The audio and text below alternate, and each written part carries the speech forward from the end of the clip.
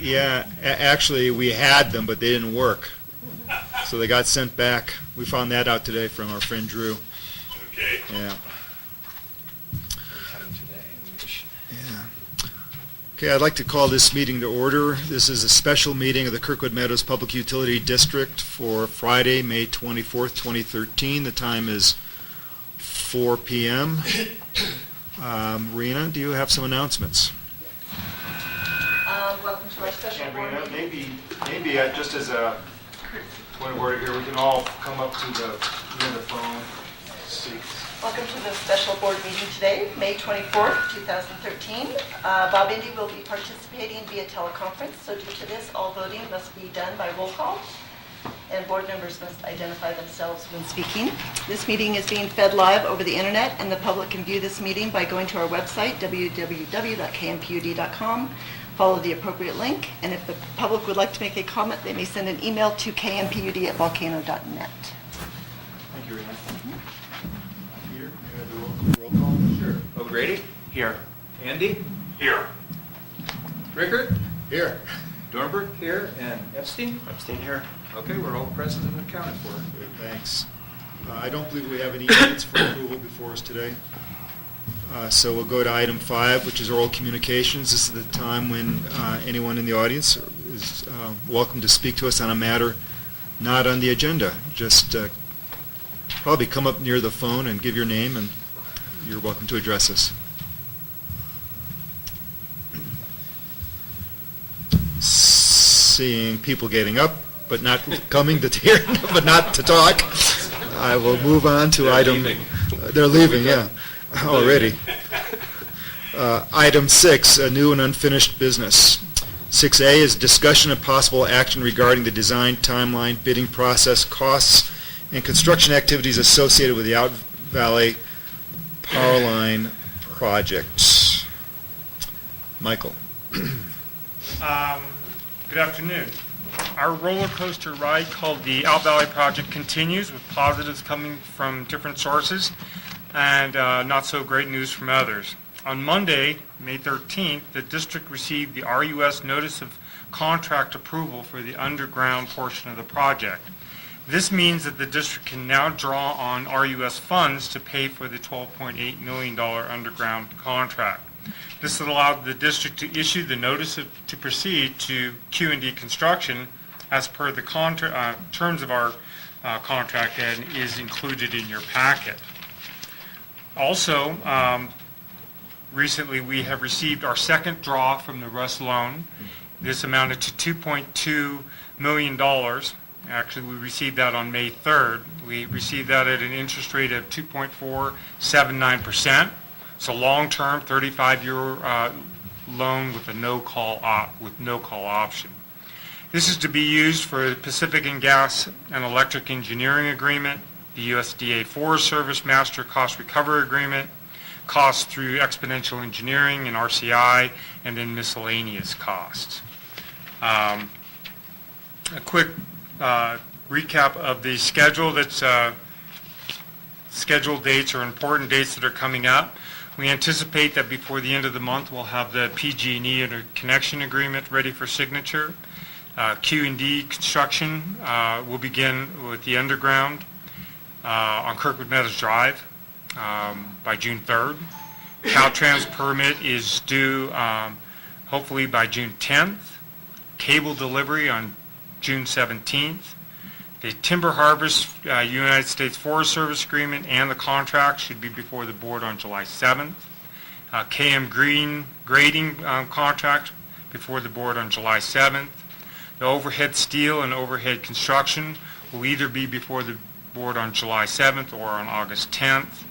And then the substation owner furnished material and substation construction will be before the board either in September or delayed until further. So that kind of gives an update on the different scheduled items. Michael, the substation, that is for 2014 in any case, right? That work is 2014 work? Yes. And then finally, before I turn it over to Michelle to give a more detailed update, there will be field trips tomorrow and on Saturday, June 8th. Michelle and I will be hosting the one tomorrow. We'll leave at 8 o'clock. And Michelle has agendas for the stopping locations for tomorrow's tour.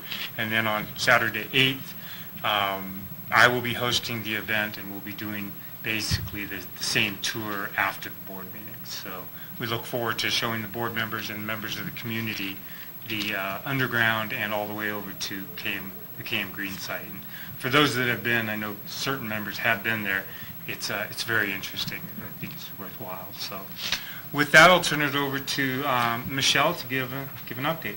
I haven't heard, is Dave Brightly, are you on the line? Yes, good afternoon, Michael. Great, thanks. Michael, what time do you expect those tours to conclude?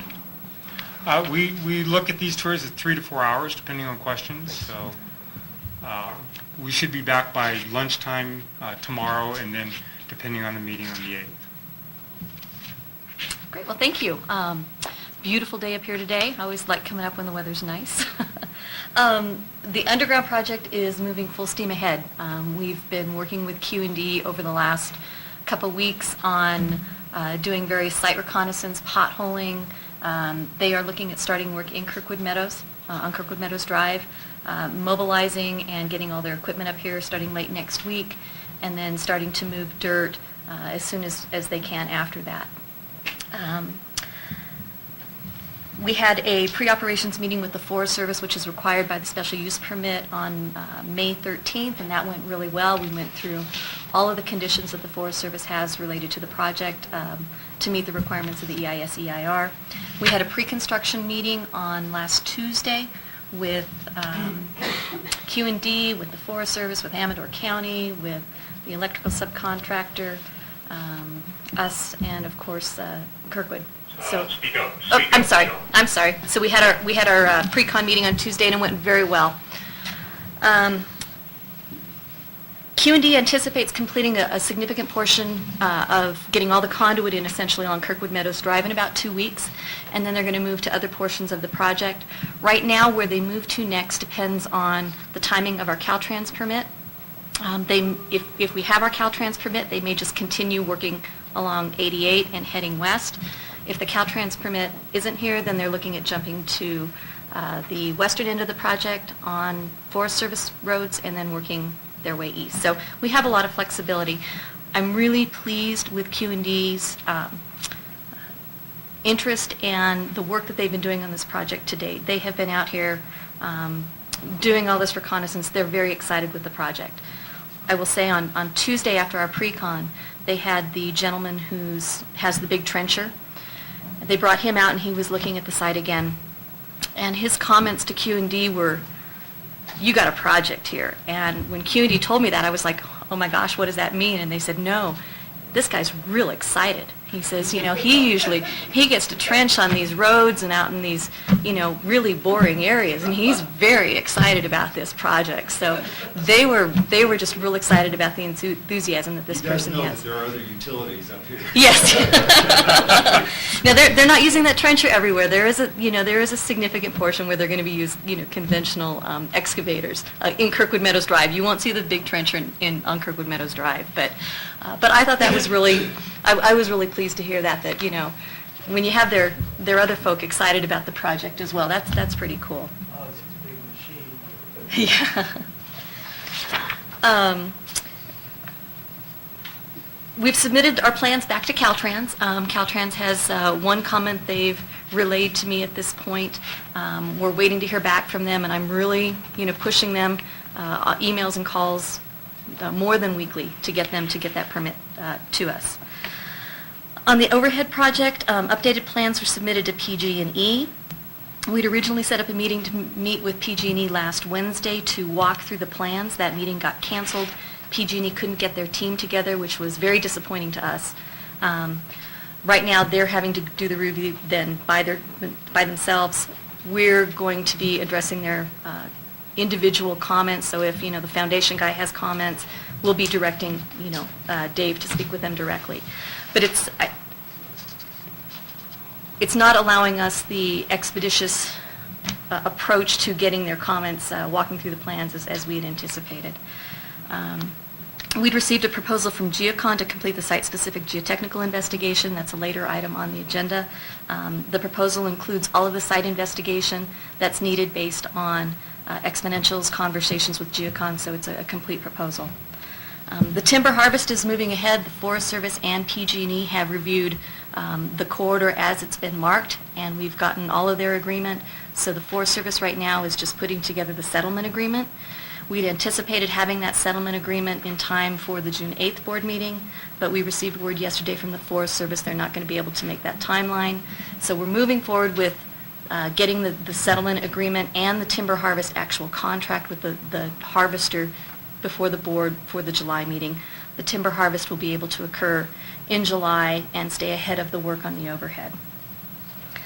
For the FERC, DSOD, and CPUC submittals, PG&E has agreed to the revisions that we made to the plans for the dam and spillway crossing at Lower Bear River Reservoir. So we have complete concurrence with PG&E on that. They've provided us the fee that needs to be paid to DSOD, so that check is in the process of being cut, and that permit will finally be submitted by PG&E, or that permit application to DSOD. We are still waiting to hear from PG&E on the FERC and the CPUC timing. I had conversations with PG&E again earlier this week, trying to find out what the delay is on the FERC submittal, because we've submitted everything that they have asked, and I'm still waiting to hear back what, if anything, they need from us, or what it is in their team, why they haven't made that submittal. For the CPUC submittal, they had some additional items that they needed us to prepare. We received that information about a week ago, and we've resubmitted that back to them. So that CPUC submittal should occur hopefully next week. The KM Green Grading and Drainage Project, we went out and we received, we solicited pre-qualification questionnaires for additional general contractors to be able to bid on that. We received pre-qualification questionnaires from 6 contractors. We have approved 5 of those, and those letters went out today. The actual bidding on that project we anticipate going out the week of June 10th. Again, we're waiting on one piece of information from PG&E before Exponential can give us the final size of the pad for the KM Green substation. We're trying to make that pad a little bit smaller to try and reduce the amount of cut that we have to do on the site. So it's a real critical piece of information that we need from PG&E. One of the items that I want to talk about is what we anticipate having constructed in 2013. For the underground, we anticipate having all of the direct bury segments completed. We anticipate getting all of the conduit in Kirkwood Meadows Drive, the conduit in Bear River Road, and all but about 12,000 linear feet of conduit in the Caltrans right-of-way. So for the underground portion, we anticipate getting the bulk of the below-ground infrastructure in place. The cable pulling, a lot of the connections will occur in 2014. Joe, when you say 12,000 feet, you mean that's not 4,000 times 3, it's 12,000 No, feet. 12,000 linear feet. So Correct. a little over 2 miles won't be done. And which 2 miles are those? Is it just here and there, or is it like at the spur? Or? Right now, they were looking at the spur, was going to be the last section. Yesterday, when I talked with Q&D, and they talked about the potential of starting east and moving westward. If that were the case, it'd be about 2 miles at the other end in the Caltrans right away. And why couldn't they get that done? It's just a matter of how much they can physically do, how many linear feet they anticipate to be able to get done in any given day or week. And are they just going to have one crew working, or are they going to have multiple crews? They're anticipating just one crew working at this time. They may have more than one crew if they have the large trencher going, and then they have certain areas where they need to come in and actually do excavation with a smaller excavator. But the intent right now is to do one large crew. That being said, if they were to complete all but 12,000 linear feet of the project this year, I would be very happy. I think that's a tremendous amount of progress. And would cable be in the conduit, or there be no cable? The no cable. They don't anticipate pulling cable in any of the conduit until 2014. We've been talking with them because we need to make sure we have adequate time to order that cable. So we've actually placed orders for the direct buried segments at this point, and there's about an 8 to 12 week lead time on that cable. So we're spacing that out so we've actually anticipate the first orders for the first 3 segments of direct bury in mid-June, and then we've placed orders for all but one segment. We have to go out and re-verify the length because there was still snow on the alignment, so we didn't have a good length of that direct bury segment, and that will be coming in mid-July. So, and then we didn't want to order all of the cable for the conduit section because we want to make sure that they can pull it all, get it all done in a season. We don't want to be storing that cable here in the district over the winter. So. Why not store it? I mean, is this just so we don't carry interest, or? There's a lot of reels, and we don't want to store it outside in the winter. Oh, I thought we had some indoor space. We may have the fiber optic cable in that space, but we didn't want to have, you figure we've got, multiple reels of, 3 cables going in. It would take up a lot of space, and so we just didn't want to jam pack it. I just remember that, I'm pretty sure if I remember correctly, those bids can be adjusted based on commodity price, so. Right, and that is something that I believe Dave could probably speak more to what he's seeing in that arena. We're also anticipating, go ahead, Dave. Commodity prices have gone down some this year. It's very difficult to predict what we're going to be seeing next year, but the volume of this cable is quite large. A single reel of the longer poles is going to be 9-foot diameter and 6-foot wide, and so it's just a lot of material to try to store inside. And as the engineer, I just feel a lot bit more comfortable that this cable is being put in the ground or pulling a conduit soon after it arrives, rather than being stored, especially in the Kirkwood environment, if it's outside. Okay, no, I wouldn't store it outside. I just thought we had all that space in there to store. But that's okay. Whatever. Well, we don't have an overhead crane. The logistics of moving something that bit heavy around could damage the cable. So I think Dave has a good point. We also anticipate construction of all of the KM Green grading and drainage site, all of the site work for the KM Green substation to be completed this year. The timber harvesting of that site, of course. The timber harvesting on the overhead corridor will be completed. We anticipate all the foundations for the 115 to be completed this year.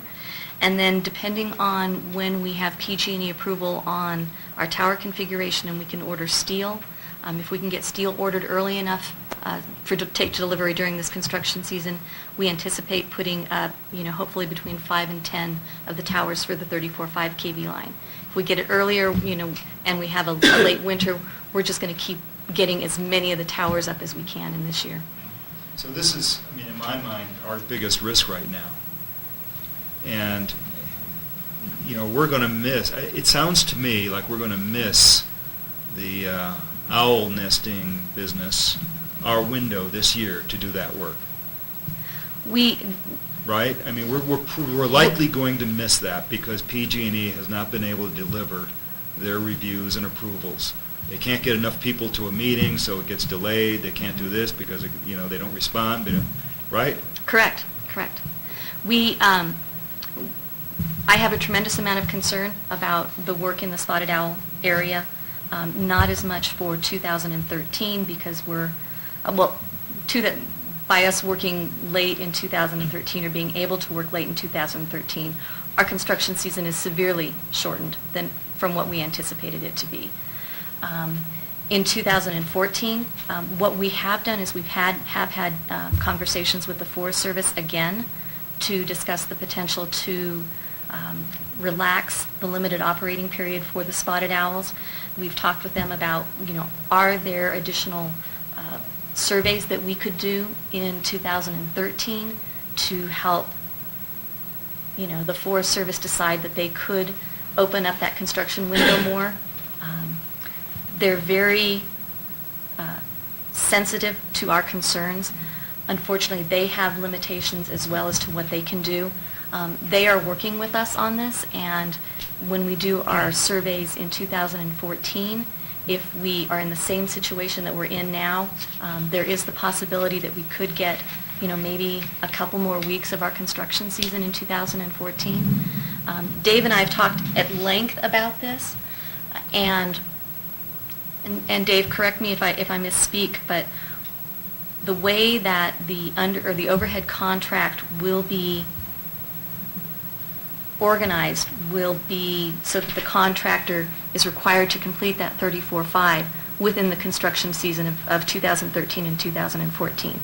What that may mean is that contractor is going to have multiple crews on hand for that 34.5 section in 2014 to be able to get all of those towers erected.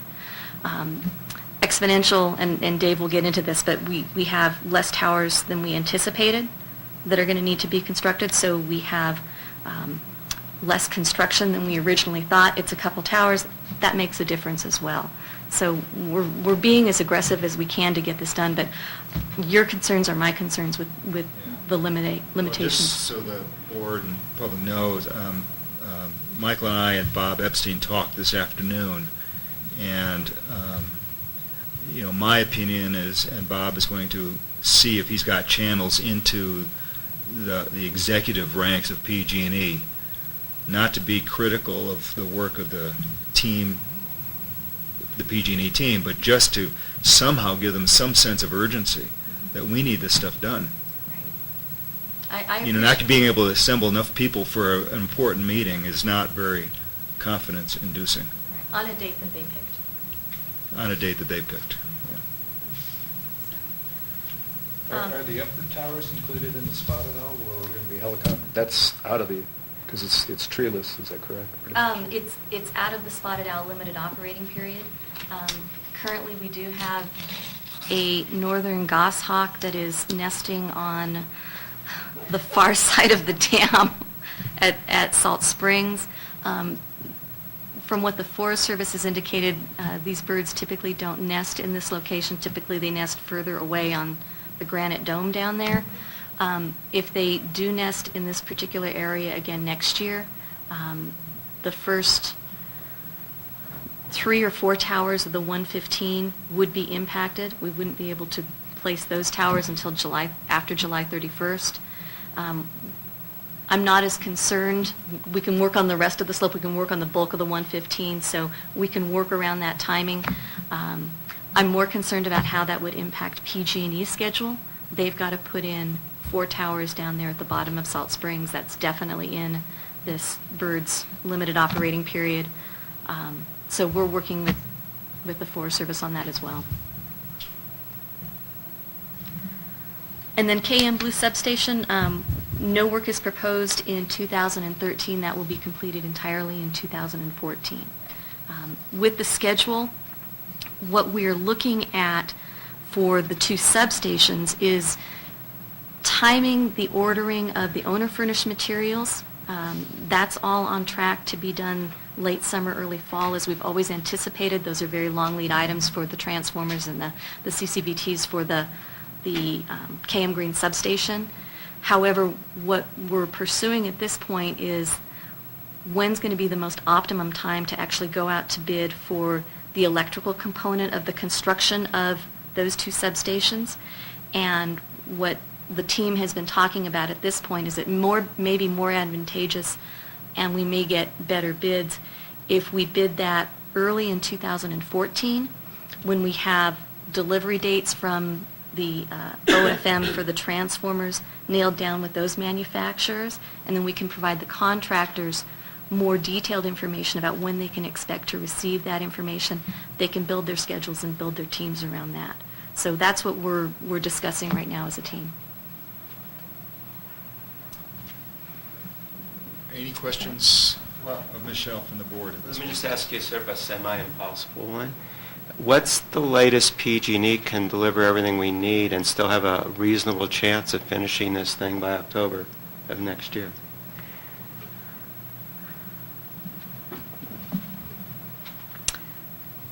If you'd like something harder, I'll work. No. We need PG&E's comments on whether our tower configuration is good by mid-June. And Dave, I'd appreciate your comments chiming in on that. I agree with that. We're trying to give PG&E pieces of the project that they can approve Each piece leads to a second one. They're not committing themselves to a final design per se by approving the first piece. And if we can get that first piece, which is the overall steel structure layouts approved by them by mid-June, we can be receiving, or we can be ordering material and potentially receiving some of the 35 kV poles for September or early October construction. That doesn't answer your question in its entirety, though. Yeah, I didn't expect a complete answer. Okay. Yeah, I mean, the risk, of course, is you say, okay, well, we got the steel poles, it's October, great, and we have a cold spell and the concrete can't be placed. I mean, that's the kind of risks we take when we get that late. By the way, of the 37 to 40, 35 kV poles that are in the Spotted Owl area, almost every one of them is a direct embed foundation. In other words, drill a hole, set the pole in it, and then tamp in material. But there are two poles, I think, in that whole structure section that actually are concrete piers. Oh, you mean the where they go directly in, there is no concrete at all? Correct. Just the one. Correct. Our design for almost all of the 35 kV line is direct embedded. Oh, okay.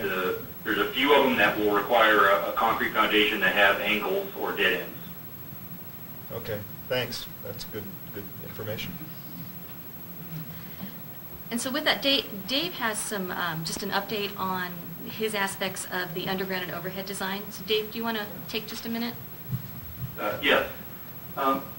Specifically about the underground project, as the board is well aware, our design for the underground conduit system included a single 8-inch conduit with the 3 cables being pulled into it. After the contract was awarded to QND, they came to us and actually requested approval of a change to allow them to use 3 separate 4-inch conduits with 1 cable per conduit instead of the 8-inch. This request was partly related to their ability to acquire, and I believe maybe the cost of the 8-inch conduit, also related to their thought that they can work more easily with the 4-inch conduit. Their request was revenue neutral. They said they would do these 3 4-inches for the same bid price as the single 8-inch.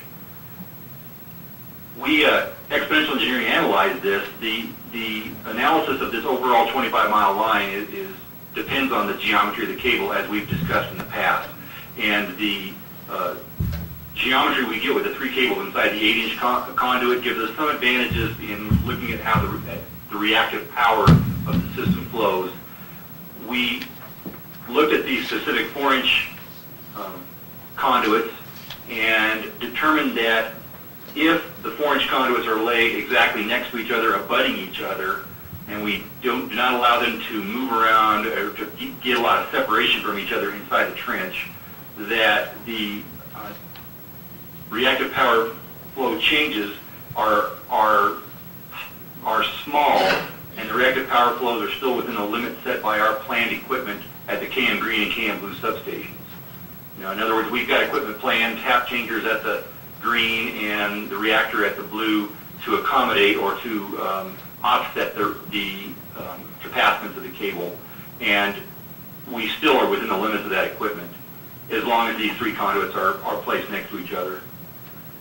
The design team has tentatively approved this change and notified QND and have also provided these requirements to them about the way the conduits need to be installed. Of course, you all understand that this change will benefit the district in the future in the event of a single cable failure. It's very unlikely it's going to damage the other 2 cables. One cable would be able to be replaced rather than having to replace all 3. On the overhead design, Exponential has been able to complete a field review of the entire 3 miles of 115 kV and 35 kV right-of-way. Based on this field review, we were able to eliminate, we haven't reached a final decision, 3 or 4 of the 35 kV structures that were in the original design for power that we had carried forward pending the field review. These structures had been placed, we believe, just close to existing PG&E structures where there was no tap or cutover. Now our field review confirms we don't need those structures there. So at this point, we'll be eliminating 3 or 4 of those structures, looking at the cost of the excavation for the pole itself, the pole top assemblies that go with each structure. These 3 to 4 structures will save us between $135,000 and $175,000. Wow.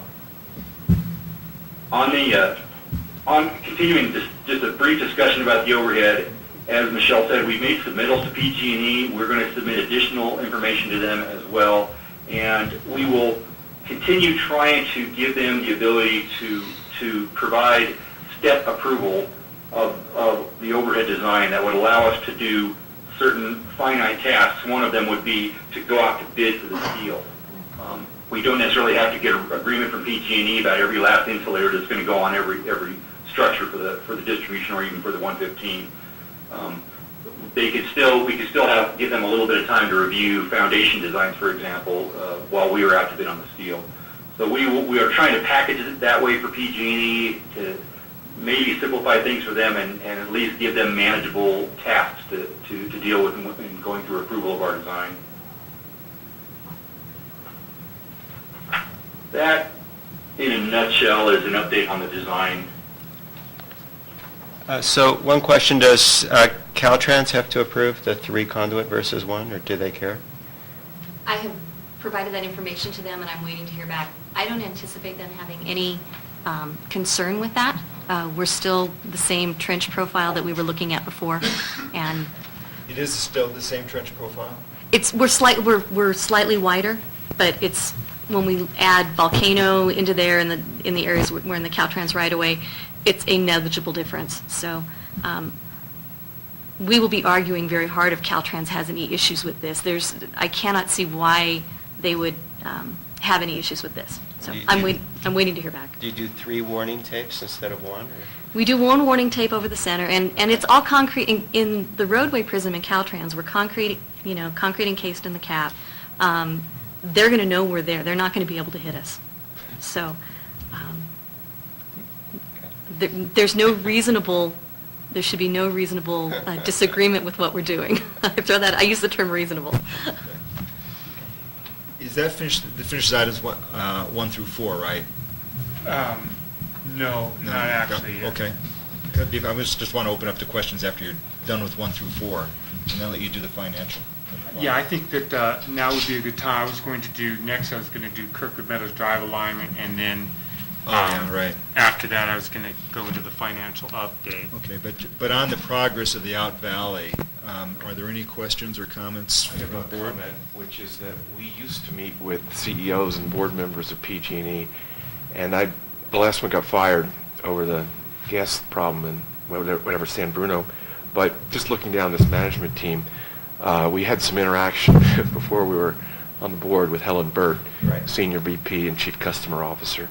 Brian Cherry is still VP of Regulatory Relations, and I think we had some meetings with him with the CEO 3 Right. CEOs ago, and I think probably Chairman Peavy might be able to call him if.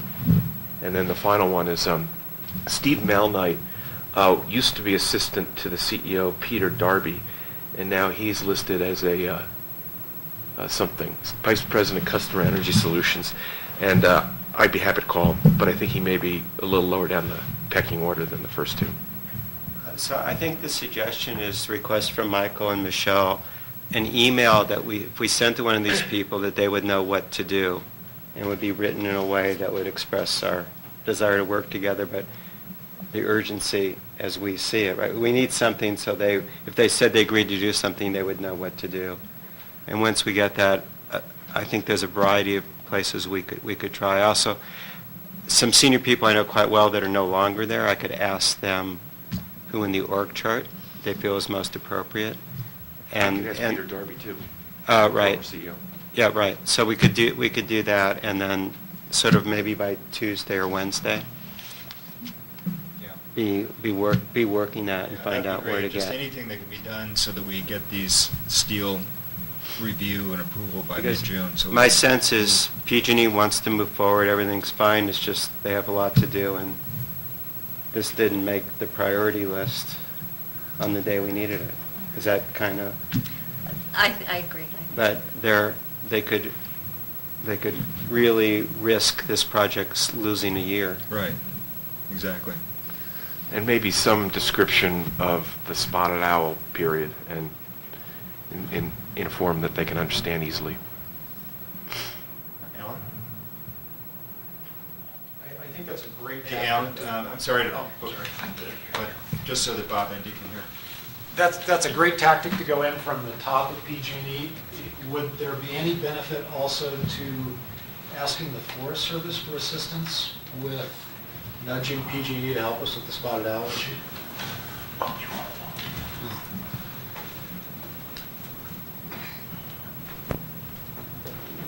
I'm trying to understand, having the Forest Service Give help a us. call to PG&E and say, hey, we've got this project and you guys are dragging your feet, can you help us out here?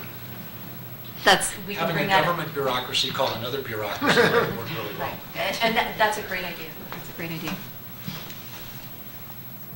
Well, I mean, they must have some awareness because they put in the shorter poles, and it was the spotted owl that must have had to deal with the same issues. I don't know when they put those poles, the original poles in. There must be some history to say, hey, guys, remember this 15 years ago when you put these poles in, the hoops you had to jump through? Jump through, right. I don't know. Yeah, I don't know when those poles were put in, if that was done in the 50s and the timing of the Oh, spotted okay, so owl. maybe that It was may a have been, it moot may have point. predated that, but, Yeah. but it's still an excellent avenue to take. Any other comments or questions on what's been presented so far? Carolyn? I'm wondering, regarding the spotted owl, is there any financial or other thing we can do to otherwise ameliorate the problem, other than just the construction season? I mean, can you give $100,000 we just saved to some foundation for spotted owls and get, I don't know, I mean, there's other things in environmental stuff where you can pay for this and get that. Is there any thought of that? I'm not aware of that, but I will ask. I don't know. I've not asked that specific question, so I will ask You that. know, 'cause green energy credits go back and forth all the time. I think we did ask that question, because I asked that Was question that- about 6 months ago, and, I don't know, some months ago, and, yeah, was there a way to get around this? Just reminds me of being in China. I was in China 2 weeks ago. It's kind of, how business gets done. Oh, no, $100,000 would have gone a long ways. Any other comments, questions? I would agree that that's the biggest risk Yeah. of the project. Whereas, 2 or 3 years ago, we'd say it's the underground. Yeah, exactly. Right. It's kind of the same thing. But PG&E has certain poles they're going to do themselves. They have 4 towers right at Salt Springs where they're transitioning to our line. And do they plan on doing that this year? Do we know? They plan on ordering steel this year.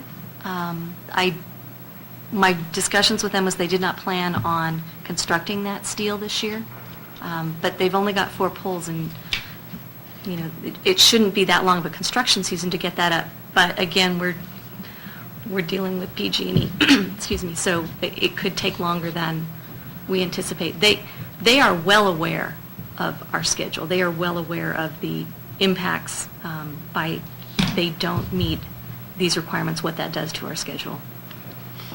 Could you put the name of the key people in the email too? I mean, the idea is not to be anything other than positive, but if we get somebody up top who, they need to know who to call. And I guess my only other question, does the NCPA have any ability to assist? Since their members must deal with PG&E all the time. Excellent question.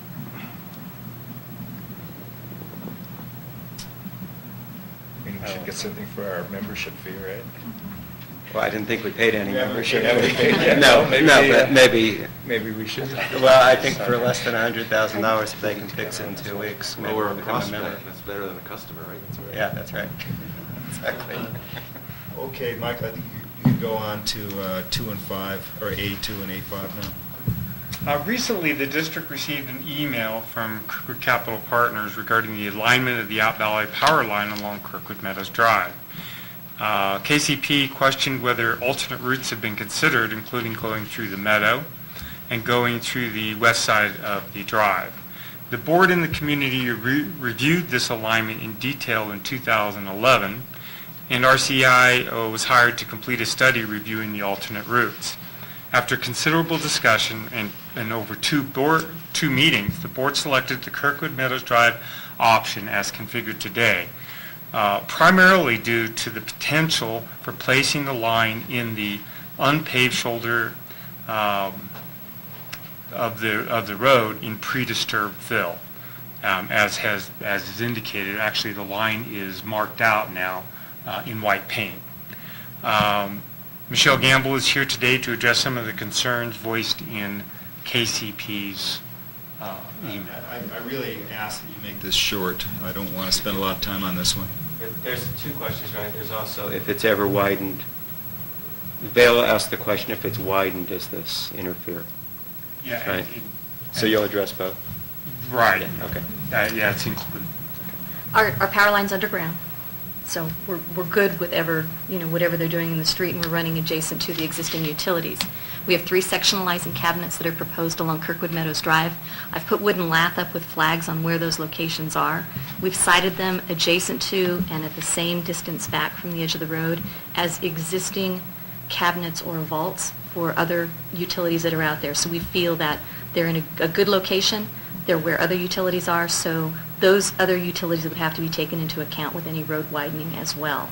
And they're all pretty far back from the edge of road.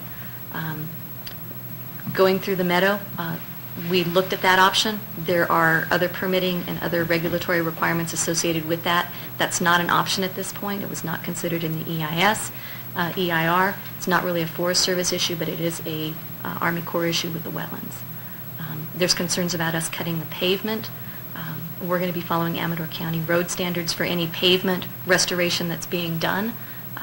So I think we're doing as much as we can. We're avoiding utilities to the extent that we can. We could put it on the other side of the road. We chose not to. There's less opportunities to put cabinets on the other side of the road. We feel by putting it on the side where the existing utilities are, we're on the fill side of the road. Yes, we have some conflicts with some utilities. I've marked it out. I've walked it with both district personnel and with the contractor, and there's nothing that we see that's prohibitive from the alignment as it's shown. Yeah, it's not that it was a bad question. It was just a bad timing for the question. Okay. So, but anyway, I guess just ask the board and public, any comments, any concerns about the alignment? Is there anything that... I just want to go back to the Vale question again. So if they wanted to widen the road, they would have a large number of objects, utilities, that would have to be relocated. They currently, if they want to widen the road to the edge of the top of slope on the meadow side, there are existing utilities that are in the way. And we're placing our 3 cabinets in line with those existing utilities. So our structures will be no more in the way than the existing utilities are. Does that make sense? So, Michelle, you're still very hard to hear. I apologize. So you're not suggesting that you're going to put our sectionalizing cabinets in a place that would accommodate the future expansion or widening of the road. You're saying that you're going to plan on putting the expansion at the sectionalizing cabinets in a place where they would in fact have to be moved if the road was to be widened. We're putting them, I have not seen what the road widening plans are. Where we're putting our cabinets are in areas where there's existing above ground structures. So if the road widening proposed takes into account the movement of those structures, then yes, our structures would have to be moved. But we've placed ours where there are existing above ground structures with the intention that the road widening probably wouldn't move into that area. We've pushed them as far back as we can from the road and tried to site them again where there's existing above ground structures. Yeah, I think we've taken a look at the Vale's plan for road widening, and I don't think it goes anywhere near to where we'd be placing our sectionalizing cabinets or where there's existing above ground structures. They would be going over existing utilities that are in the ground or existing utilities that have vaults, but all those would be traffic rated and you could pave right over. So our Out Valley project won't have an impact on Vale widening the road on the shoulder of Crooked Meadows Drive, from what I've seen. So have you met with them since their April 24th letter? I met with them today. Okay, so Yeah. we've done what they requested in the letter, was there's a chance to talk and make sure that it works. And their response? As long as, yeah, and we'll take a look at their widening plans to ensure that we're not impacting them, because, but I don't believe we are. Okay. And it's widening not for traffic, but for parking, is what the letter says. Right. Right. So it's not, I mean, you know, if you have a vault here and you have a vault here, you can park cars here. And that's why we tried to keep things centralized, so we weren't impacting where their parking is. I'm very sensitive to that with the ski resort, so. Right.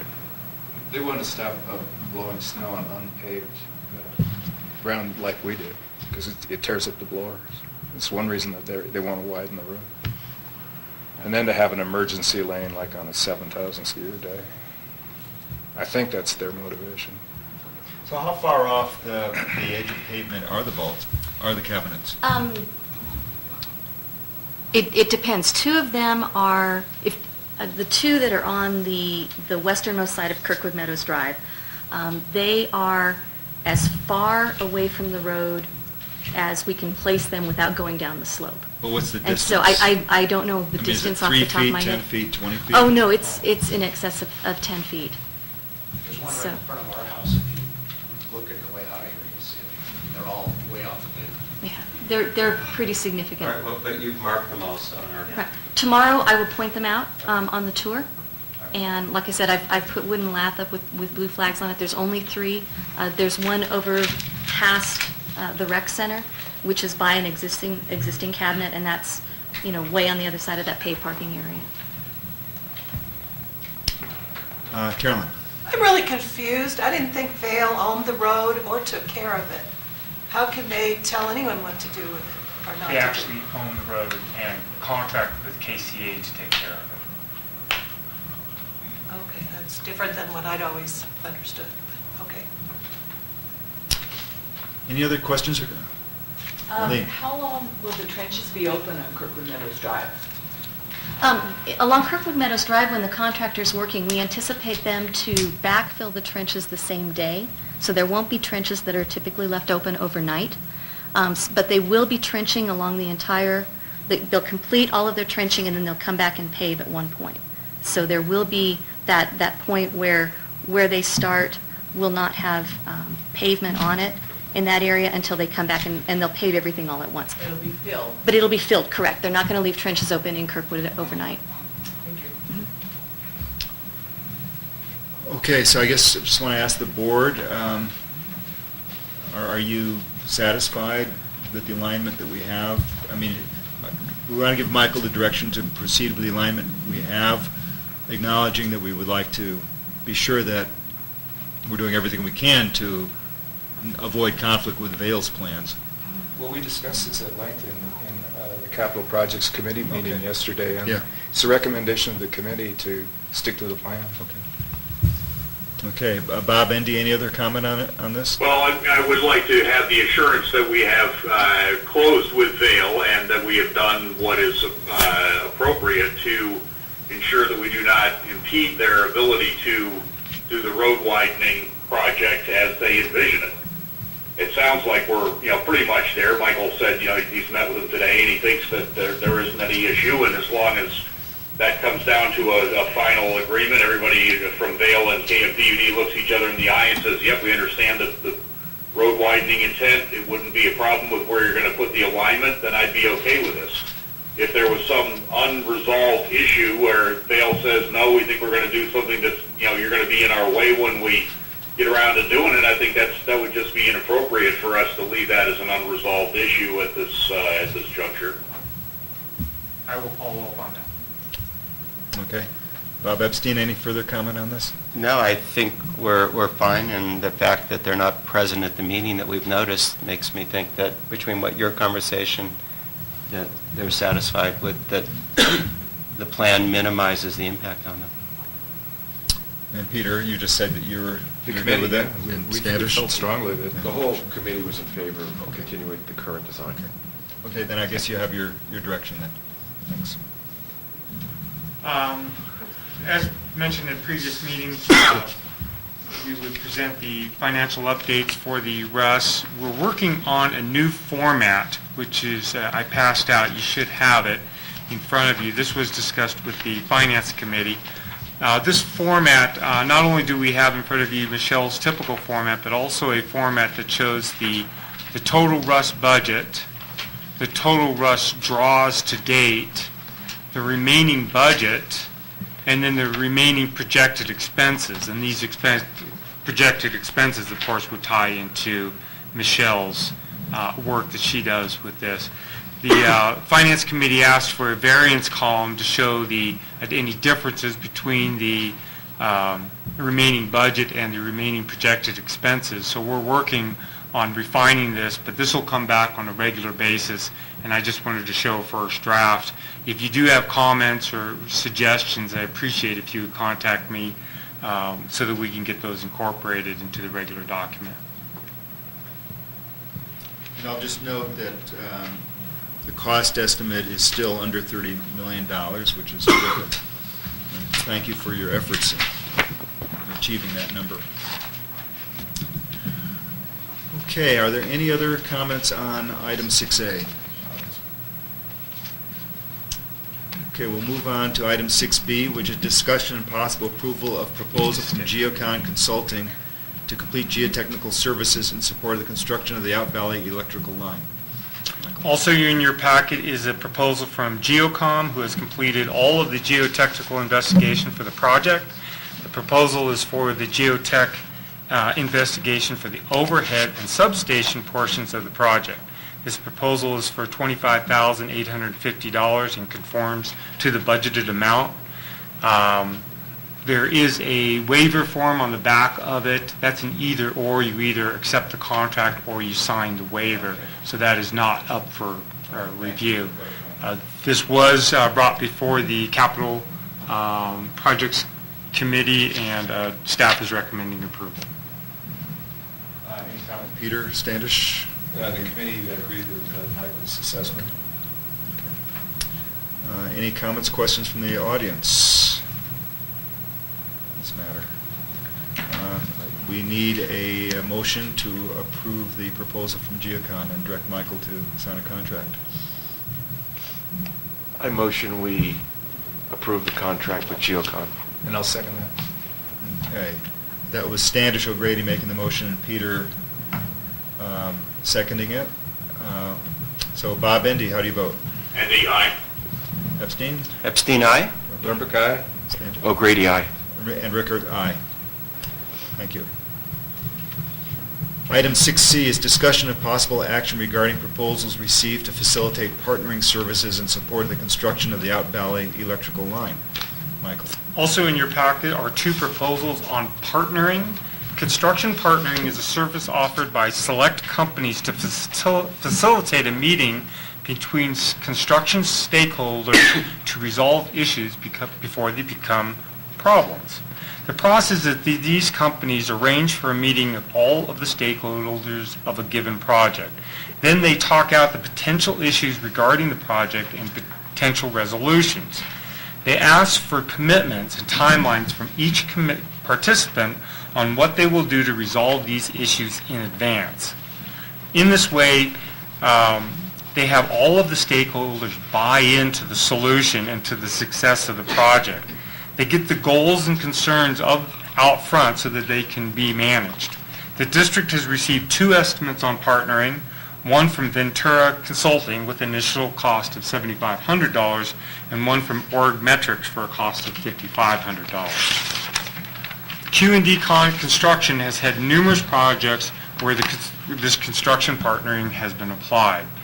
From discussions with Q&D as well as the two vendors, the most important aspects to ensure that the right people are in the room, the decision makers are in the room, and that they are engaged in the process, and that they have the influence to get things done. An additional challenge for the district is that the different contractors, we will have different contractors for each aspect of the construction. We could have a potential for 5 different contractors completing the work. Also, the agencies differ with each area. As an example, PG&E is not involved in the underground, while Caltrans is not involved in the overhead. Michelle Gamble is doing an excellent job with the underground coordination, and we seem to have an excellent working relationship so far with Q&D. The Forest Service is totally engaged, and Caltrans has been meeting our needs. However, that's not always the case with the overhead project. Staff recommends that we pursue the construction partnering agreement once we identify the key partners' attendance at a major overhead substation meeting and invite those as needed, including RCI, Exponential, PG&E, and DSOD, the United States Forest Service, and others as needed. So it is staff's recommendation to pursue the contract with Ventura Consulting for a cost of $7,500, contingent that we actually receive commitments from the stakeholders that they'll actually send the right people into the room so that we might be able to get something done. This was discussed with the Capital Projects Committee and staff recommendation to move forward. Thanks, Michael. Peter and Standish, any comments from the committee? Well, I have one question, and that is, have you spoken with PG&E about whether this would make the project go any more quickly and whether they'd be supportive of it? I think they're, the main reason we would consider this for the overhead, right? And I think that commitment would be the contingency that I'm talking about. Yeah. Is to make sure that they would be buying in, and we just don't want to have a meeting just to have a meeting. We want to have a meeting where we get a stakeholder involved and get them to buy into the project. Whether they would or not, we need to determine.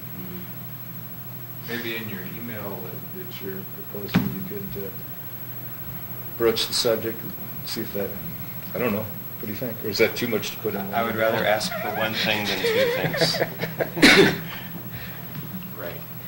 You might get the one you don't want. Right. But was the committee sense that staff... That it would be helpful if recommendation PG&E will agree to it. Yeah. That's our only reservation. Are they so set in their ways that they... Well, they may have also gone through this process too, which is, like I know Caltrans has gone through the process. As a matter of fact, I think Caltrans is making it, in some cases, a standard aspect of their project process. Well, this for Caltrans Ventura projects. has dealt with Caltrans Yeah. in the past Successfully. Yeah, so I'm just saying PG&E may also have gone through this process, so it'd be good to find out. Any thoughts or comments from the audience on this matter? Just wanted it sounds like we're hitting this thing from this PG&E question from a lot of different sides. If you're successful with your contacts, I take it this wouldn't be necessary, this meeting, or... Yeah, well, two different areas. One is the problem that we're having currently is with the design review of the project, and that's where we're looking for Bob Epstein, his Standish comments, to get us through the design so that we can go out to bid for the steel. This is more of the construction phase of the actual getting the project done and getting the right people in the room so that when we have issues in the field, those issues we already have, built-in resolutions. So it's kind of a later phase that I'm actually talking about.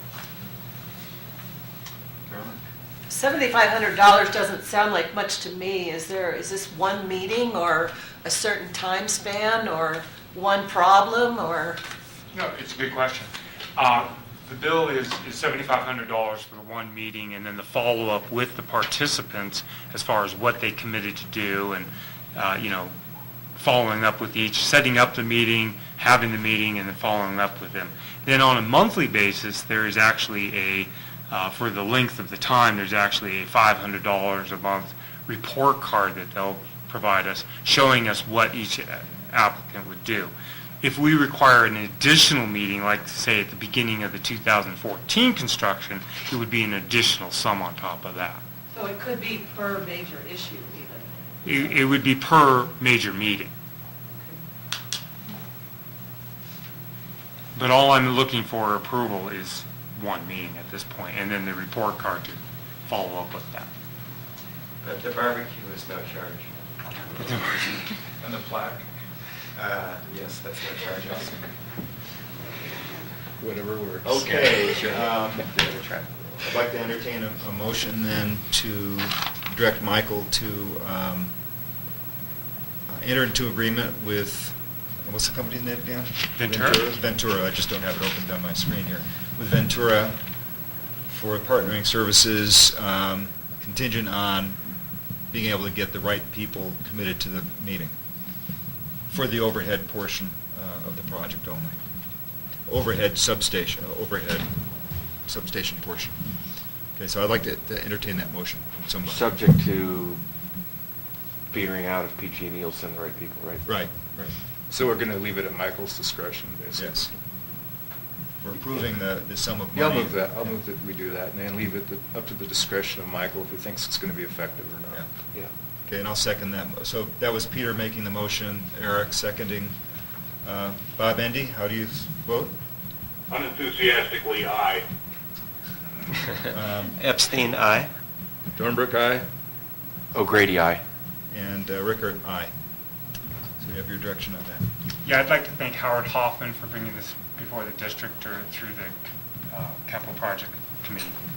Yeah, Howard really made the case for it. Came up with something on Ventura's website and how they shaved a lot of time off the a prior Q&D project in Lake Tahoe. Well, I know that this kind of thing can work if people are willing to participate. I do know that, and I think it's could be an important step. Well, Ventura's interfaced with Q&D in the past also, besides Caltrans. So that's two players right there. Right. Okay, we now move on to item 6D, update and possible action regarding the emissions testing and meteorological station installation related to the new powerhouse. Thank you, Michelle, for coming. Thank you, Thank Michelle. you, Dave Riley. See you in the morning. Go get them, Michelle. You're welcome, Michael. I'll be in touch with everybody. Bye. Thanks, Great, Dave. thanks, Bye. Dave. Have a nice Dave Riley, Exponential Engineering. Has left the conference. Welcome, Brandy. Hello. And Brandy, remember Bob Endy on the phone. Maybe you want to switch that over. Yeah, actually, that's a good idea.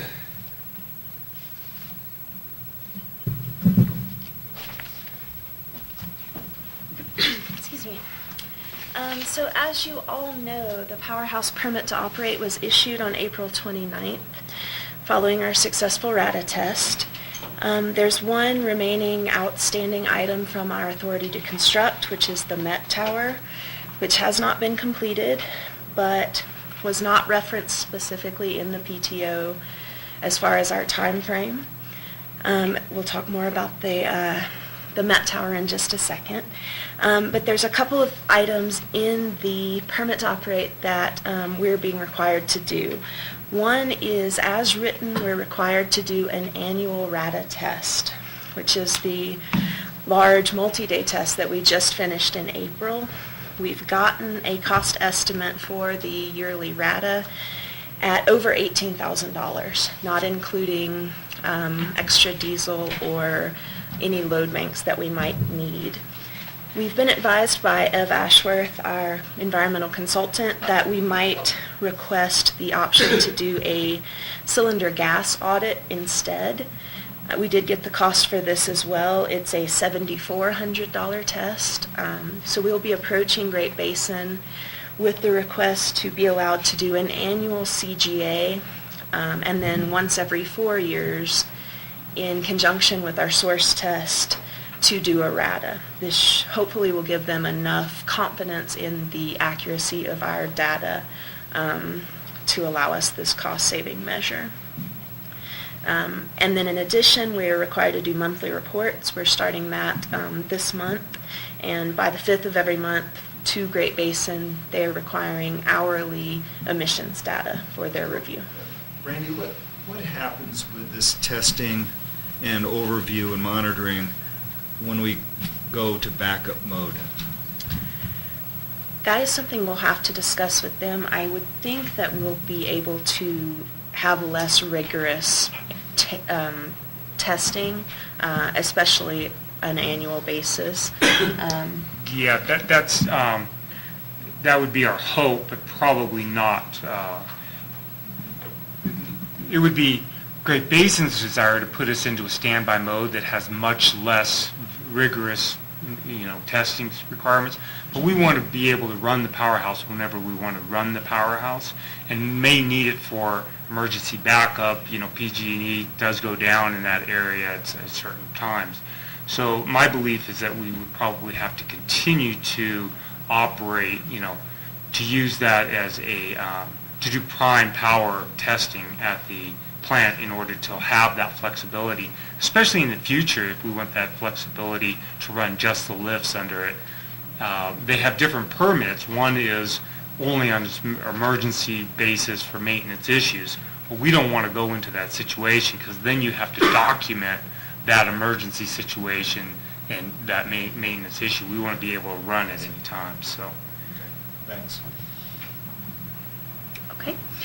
The other issue I would like to discuss is the Met Tower. As you know, in the March 30th meeting, the board approved the AOCOM proposal. That was scheduled to be installed May 20th this week, but we ran into a snag with the Amador County Building Department.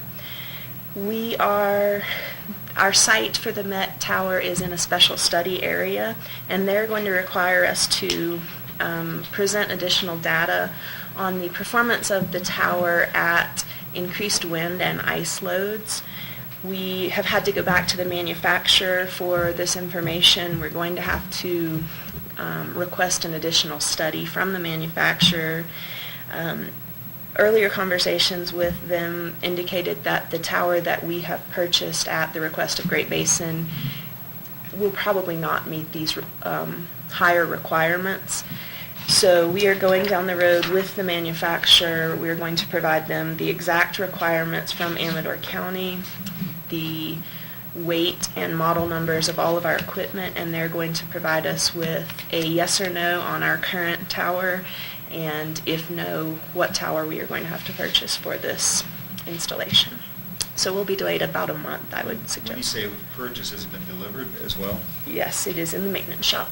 Is it like boxed up and crated up? Or? It's in 10-foot sections. It came, looked like saran wrapped, so we'll just have to ship it back the same way if that's not So we would exchange it and buy something sturdier or whatever. Will they take it back? A lot of the parts were stock parts. We believe they will take it back. We're going to confirm next week with Tally out of Southern California.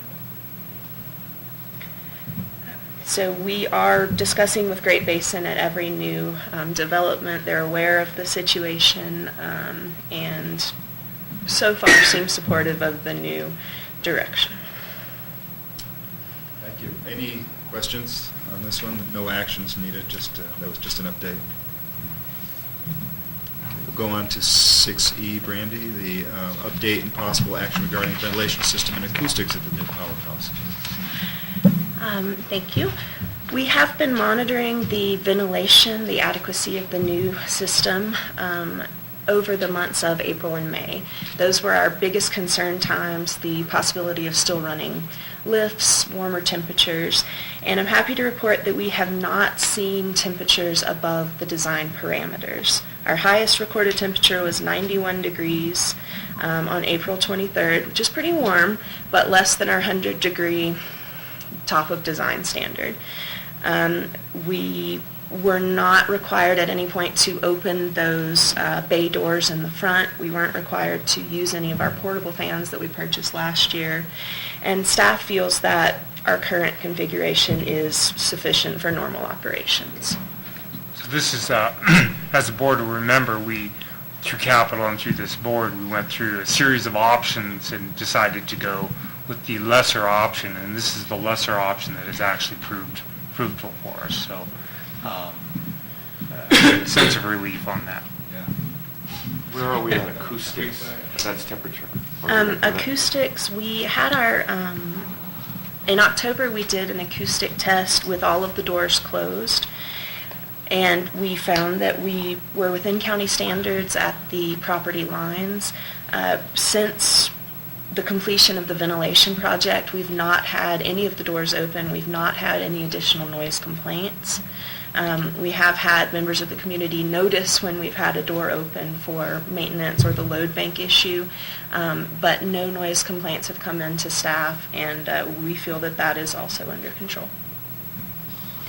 We purchased not great, but we do have an acoustic monitor that will continue to take monitoring as the weather conditions and snow conditions change, just to make sure that we're under the thresholds. But we have been under all county thresholds since we closed the doors. Great. Any questions, Brandy, on these items? The day at Beach 91, what was the ambient temperature outside compared to other highs in past years? That is something I will have to research and get back to you on. Okay. I just wondered if it it was one as of the- hot as we could expect, or... An excellent question. It was one of the warmest days we've seen this year, but as far as historical, I'm not sure. Look into that. There was a peak in April where we were hitting 70 degrees. Okay. So, which is pretty unusual for April. But for about a week there, wasn't it? And that's when you were doing the testing? Yes. I was just wondering, how many minutes of unscheduled downtime did we have this season? Approximately? We reported on this just recently. I think we had 9 outages overall, and we had no outages during lift operations. Yes, and I remember the percentage was above 99%, but I don't remember the minutes in particular. I can... So, yeah, we had no outages that affected any skiers, and no outages during lift operations, so we're very proud of that. Any other questions of Brandy and the powerhouse? Thank you, Brandy. We now move to item 6F, which is discussion and possible approval of proposals received to install a water bath vaporizer for the propane distribution system. Oh, Brandy. Hi. Actually, I'll go ahead. In 2010, the district, with the acquisition of Mountain Utilities, purchased a water bath vaporizer, and it was installed at a total cost of $83,327. This water bath vaporizer was installed as the direct fire units that are sitting right next to it are unreliable and you can't get parts for it. During this last spring, the motor for this water bath vaporizer actually failed, and we had to scramble to make sure that we had get another vaporizer motor and get it installed.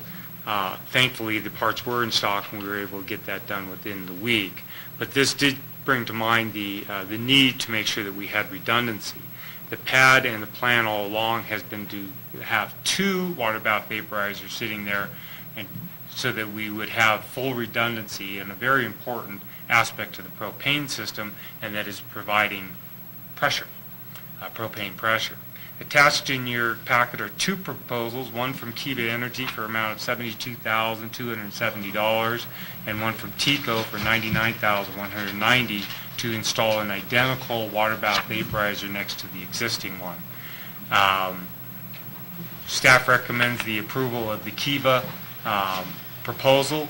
It is in the capital projects plan, and Kiva is our propane supplier and is our propane engineer of record. And this was brought before the capital projects committee at yesterday's meeting. And our recommendation was to enter into contract with Kiva. Okay. Any questions, comments from the board? From the audience? I would move that we enter into contract with Kiva, there being no questions. Okay, Bob Indy, that was Peter making the motion that we approve the contract with Kiva. Is there a second? I'll second it. Bob Epstein? Bob Epstein seconds. Bob Indy, how do you vote? Andy, aye. Epstein, aye. Dornbrook, aye. O'Grady, aye. And Rickard, aye. Before you go on, the Caroline, the Carson Pass temperature gauge says that the high on April 23rd was 58 degrees, so that's just FYI. Okay. Now, thank you, Randy. Thank you. We move on to 6G, which is discussion and possible approval of proposals received to complete asphalt sealing on district roadways and parking areas. Welcome, Rick. Thank you.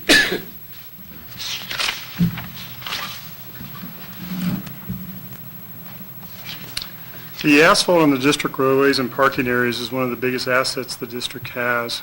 To protect this asset and to help extend the life of the asphalt, a proven method is to apply asphalt sealant coating on the cracks and as well as the surface every couple of years. The sealant coating and crack fill will help prevent moisture from penetrating the asphalt, and which can obviously cause major problems. For example, like the problems that we saw along Kirkwood Meadows Drive in front of the Meadows this past winter. So to avoid those things, we took a look at our property, and the employee housing, the community service building, along with the district vehicle maintenance shop and the wastewater treatment plant were last sealed in September of 2009, and the roadway and parking area for the powerhouse was completed in October 2010. Therefore, we feel it's time to reseal the asphalt. Staff sought bids from 3 different companies and that have performed asphalt sealing in the Kirkwood Valley in the past. And 2 companies were able to provide bids for us. The 2 companies were Aspen Seal Coating and Cruz Construction.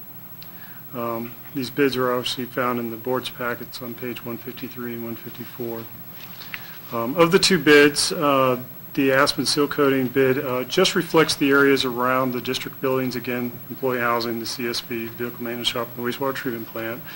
The owner contractor, Jeff Sims, felt that the area around the powerhouse was just a little bit too big for him to bid on, and so we broke out the other bid that we received from Cruz Construction to reflect kind of what the cost differences would be. And the Cruz Construction bid came in at about $350 lower for this area. These items were discussed yesterday at the capital projects meeting, and it was staff's recommendation to go with the Cruz Construction bid in the amount of $14,350 to perform the asphalt sealing work. I should also note that we had originally planned on having this activity, if the board approved, performed before July 4th for the holiday weekend. However, in looking at the project itself and knowing that we're going to be doing some other road work here in the Kirkwood Valley in conjunction to the Out Valley project, the work would be performed after we tear up the roads, so we're not damaging something new like that. So, Peter, did you want to make a comment about this? No, the committee felt that the Cruz bid was fine, and we proceed with that. We recommended giving them the contract. Okay. Thanks. Comments? Questions? Not directly related, but who owns Loop Road?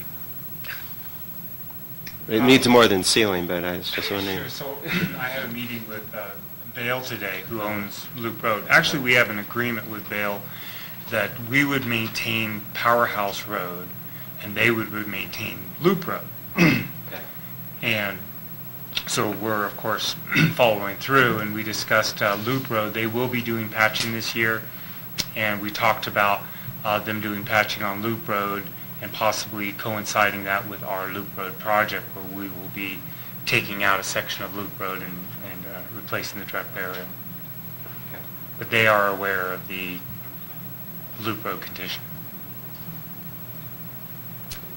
Any other questions or Yeah. any other questions or comments on this sealing project? Now, I'd like a motion to approve the contract with Cruz. So moved. I'll second it. So that was Peter Dornbrook moving and Standish seconding. Bob Endy, how do you vote? Aye. Endy, aye. Epstein, aye. Dornbrook, aye. O'Grady, aye. And Rickert, aye. Thank you, Rick. 6H is update on district-wide capacity study and possible approval of proposals received to complete a water aquifer study and associated system improvements. Michael, and welcome Matt Wheeler.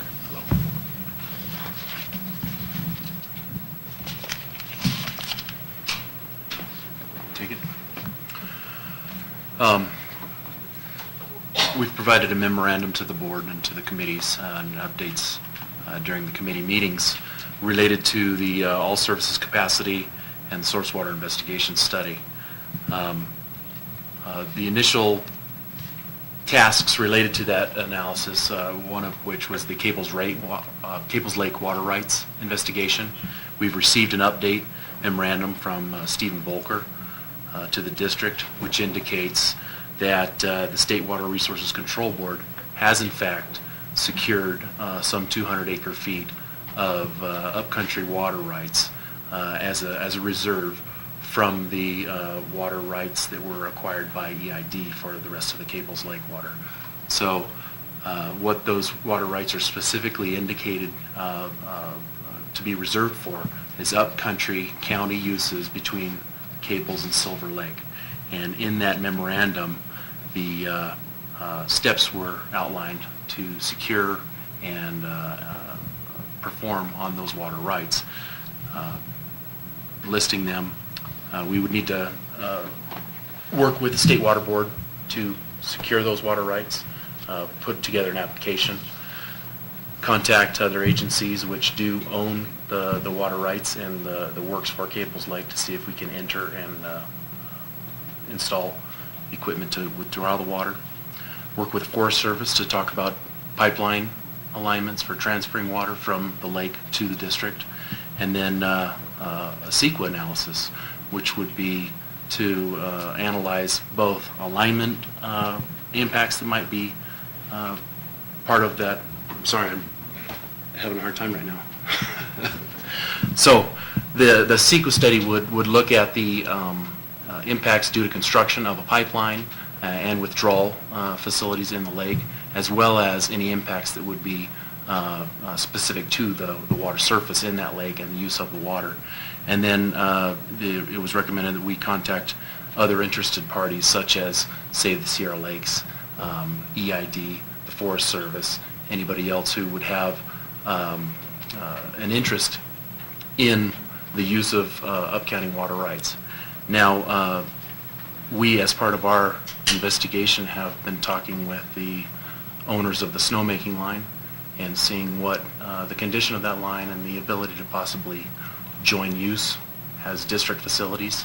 And those negotiations have gone well. That would preclude the need to go through two of these steps, which would be entering the lake and constructing facilities, as well as setting out a new pipeline alignment. And so the process would be shortened. However, the whole process would be likely an expensive process. Going after a water rights securing, dying to repeat here. Oh, I'm sorry. So for the water rights, as the board's aware, we contracted with Steve Volker, and he sent out an extensive memo that we've copied you on.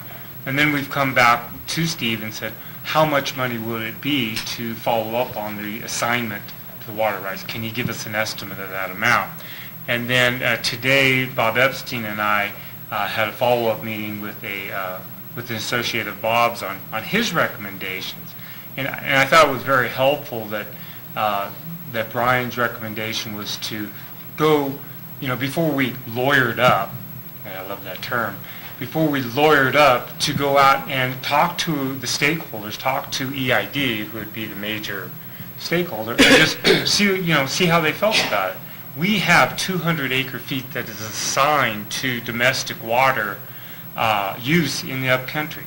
It's assigned to us by the state board. So I think Bob put it pretty well, is just to go and meet with the general manager, who I've met with before, and say, we have this 200 assigned, that's party, do you see any problems with us, securing our right, and not put it with what problems do you see, just saying we're looking to pursue this. Do you see any problems with this? Because we're just going to go after our assigned rights that's already been assigned by you. I think it's pretty clear cut, very inexpensive. It only takes my time, which I have tons of it, And I think it's a good first step. Do you want to comment on that, Bob, or did I? No, I agree. Brian Gray is an attorney at Hastings, specializes in water law, and he was recommended, I know lots of water lawyers, so he was recommended as one of the best ones. And so he, pro bono, agreed to review everything and just give us feedback on whether Steve's analysis was correct and his recommendation. So he says, there's the possibility that the irrigation district says that, yeah, that's you're right, these are the things we need, and you get that worked out, and if we can work out a way to reuse the existing pipe, then you go to the state board with, we're just doing what we're already entitled to. We don't create any new infrastructure.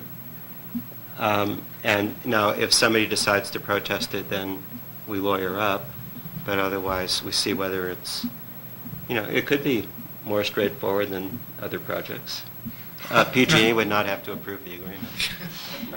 However, I do think, if I remember correctly, some agency that has to do with hydroelectric power has to approve it, right? Yeah. Yeah, it's the FERC. It is FERC, again? Yeah, and they have a minimum amount of water that they have to maintain. If our consumption dropped below that minimum, we'd have to actually pay for their loss of the use of that water to make hydroelectric.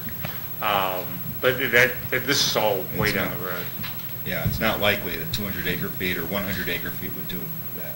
Yeah, and I think it's important to note, I'm sorry, Carolyn, I'll be just 1 second, but important to note that we only need 75 acre feet to meet our ultimate build out.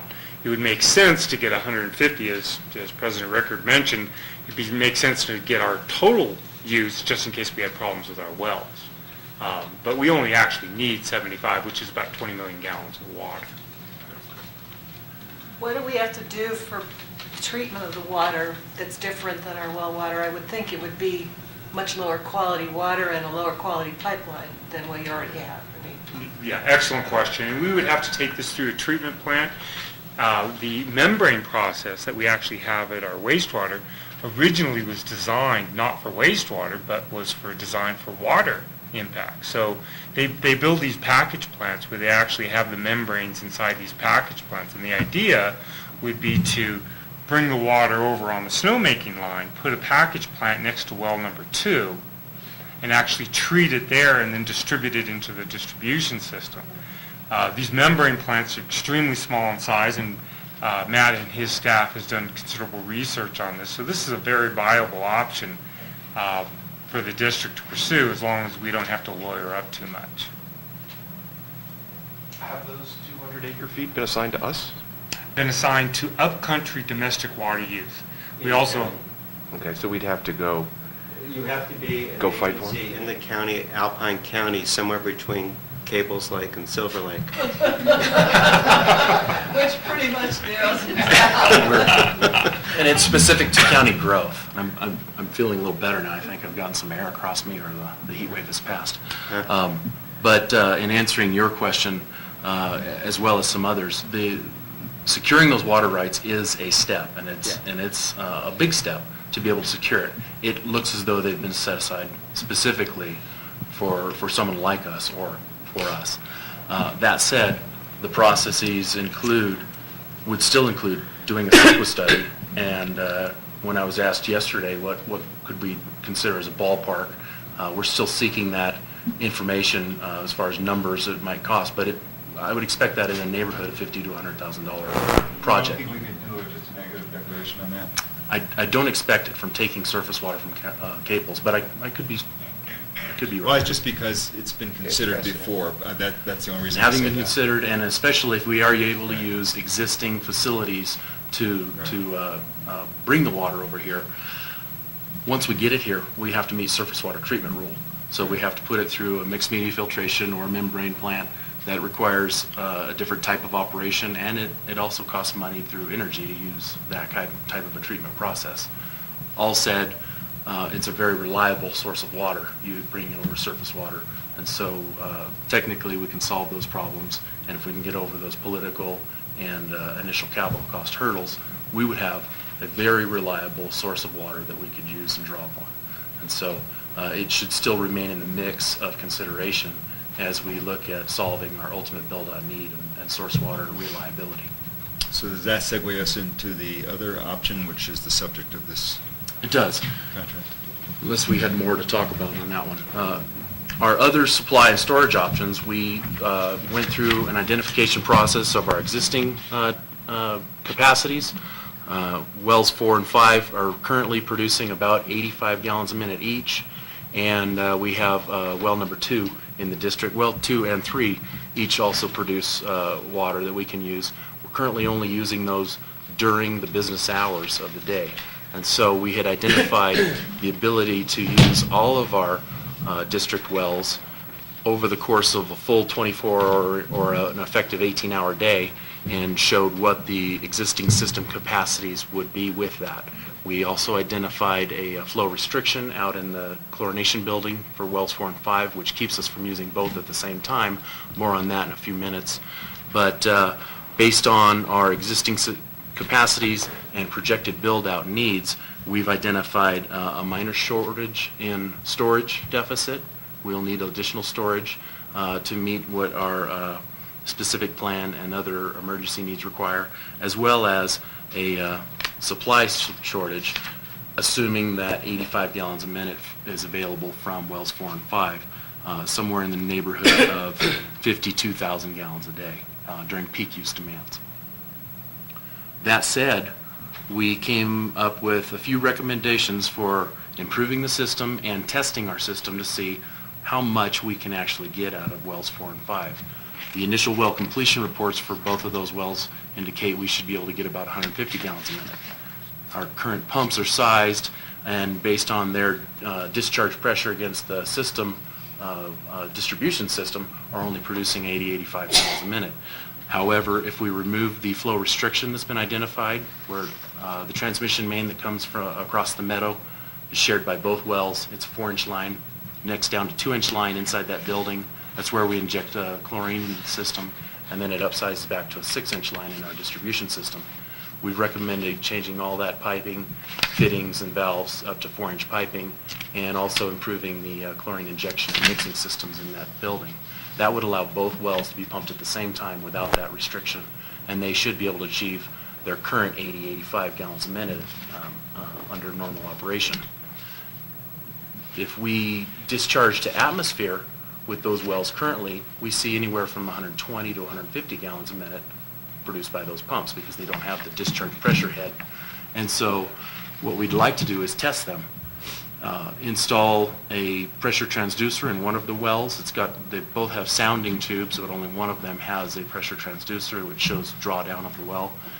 Run one of the wells and see if it affects the other. Run them both wide open, and see what they can do if we're seeing a cumulative effect of drawdown on the aquifer. And then if we're able to show that they can produce flows over a long period of time and maintain their static levels, then whatever those wells prove out as being able to yield would then be the well yield we could use to show ultimate capacity in our system. If those wells can produce 120 gallons a minute, we can upsize the pumps, and then we've met our supply deficit with existing facilities. So we've come up with several recommendations to do that: the chemical building, piping rearrangement, a little bit of improvements at the well heads, including some that are required with our updated state water permit that we just got updated, and then doing this aquifer drawdown test. With that, I'll turn it over to Michael. So it's staff's recommendation that we take this in steps.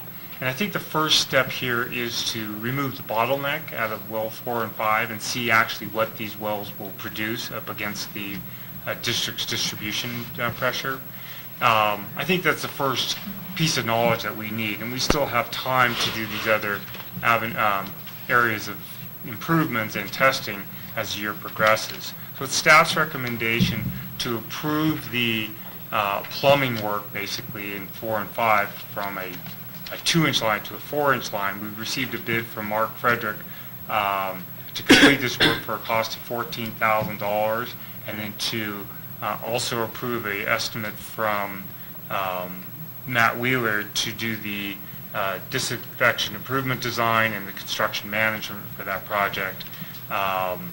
So I think the combined test cost would be under $20,000, and we're looking for approval from the board to complete this work. Okay, comments, questions from the board? Committee felt it was appropriate tactic to take a stepped approach. And we recommend authorizing Frederick Pump and Matt Wheeler to do the first step of the project. And Bob Endy, we also talked about this in planning. Do you want to comment at all? Yeah, I think this is the right way to go at it. Let's make a modest investment in changing the infrastructure a bit and see what we can get out of the existing pumps just by some simple modifications. I think we should continue, of course, on the path of understanding the water rights, which ultimately might be relevant. And yeah, I think this is a good path. So both committees thought it was a good idea to go forward like this. Caroline? So do we know if we've drawn down our aquifer at all over time, or is it mostly weather dependent, or do we not know that? The aquifer we're drawing from isn't the upper receiving waters. We've got the first receiving waters of the groundwater elevation, and then we've got this lower aquifer that we're drawing from with wells 4 and 5. How deep are we? To the tune of 300 feet. And so the static water levels in that aquifer right now, it remains fairly static. There's localized drawdown while you're pumping, and then it recharges. And that's what we want to test. Any other questions or comments on this matter? Okay, I'd entertain a motion that we approve a contract with Mark Fredericks for the construction of the said improvements, and the contract with, or the authorization with Matt Wheeler for the design and construction management aspects of the project. So moved. Peter Dornberg. Second? I'll second it. Standish O'Grady, second. Bob Endy, how do you vote?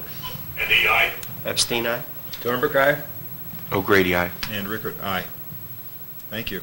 No, this is good work, guys. It's a good step. Yeah, if we can get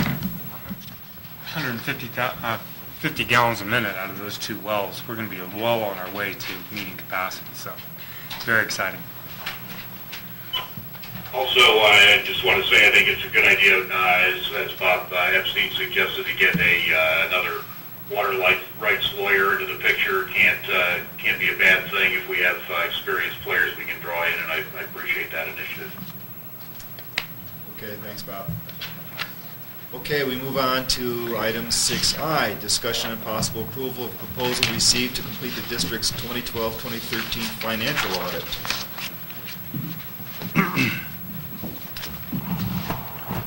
Hi, Jill.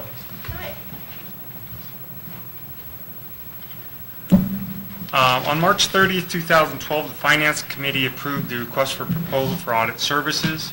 After a review of the proposals reserved, the board selected AKT to complete our audit, which was completed for an anticipated cost of $27,500. This cost increased due to problems associated with the first year audit. Some of those issues, or the reason for the increased costs, were the first year of an audit, the lack of cooperation from the previous auditor, and the lack of audit papers. We actually, the only two areas that the staff was concerned with AKT was the timing of the completion of the audit, and also the lack of communication that they were having increased costs and not communicating this along the way. In fact, the first time that management was informed of an increased cost was in April of this year. Staff has negotiated the price down with AKT and has come to a final negotiated cost for the audit of $36,720 for last year's audit. During this time, AKT also stated that they would need to increase their costs for the next two audits due to the complexity of, now that they know the complexity of the district, and they have resubmitted audit numbers for next year in the tune, I think their total cost with travel is approximately $39,000. We immediately went out to the second auditor that had bid last year, Bollinger, asked them for updated costs. They came in at $37,000, came in very quickly and very professionally. So we have two bids for next year's audit, one at 37 and one at 39. It is staff's recommendation that the board approve the contract with AKT to continue their audit services, even though it's a little bit more expensive. Two reasons for this is the timing. We are at the end of May, and we've made a commitment to be on time with the audit for this year.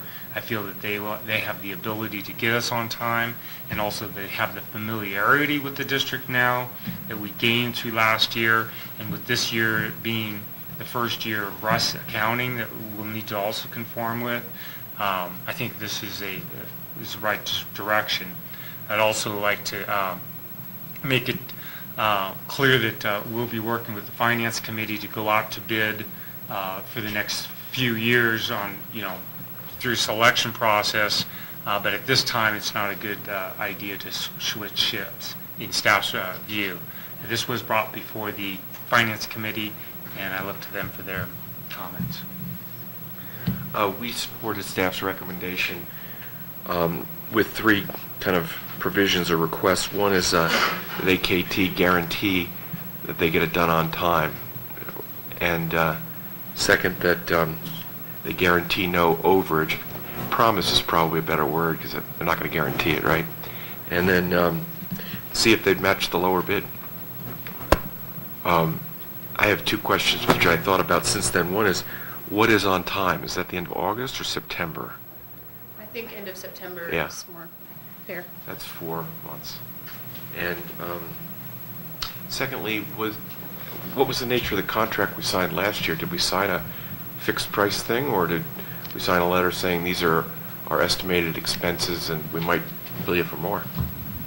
It does say that it'll bill you for more, but it's supposed to be discussed during the time of the audit. Yeah, they were supposed to notify, as many of these, what you call them, time and material, if they do it for this amount, but if there's overages, they will contact you immediately to let you know of these overages, and that was not done. Right. The only other thing I'd say is that while I don't have experience with auditing public utility districts, I do have a lot of experience with auditing small companies about this size. And I have to say that while I would have preferred fees in the $15,000 to $20,000 range 20 years ago, they're kind of in the $35,000 per year range, unfortunately. So is there anything you'd add or subtract? No, I agree with that. We have a lot more accounts and businesses to Right. reconcile than your typical startup. So. Okay, thanks. Any comments, questions from other board members, from the audience? And so we're looking for approval of AKT as our auditor for this fiscal year for 2012-2013. Do I hear a motion? Yeah, I move that we authorize Michael to finish negotiations with AKT and sign a contract up to $39,000. Okay, so that's Bob Epstein making the motion. Is there a second? I'll second that motion.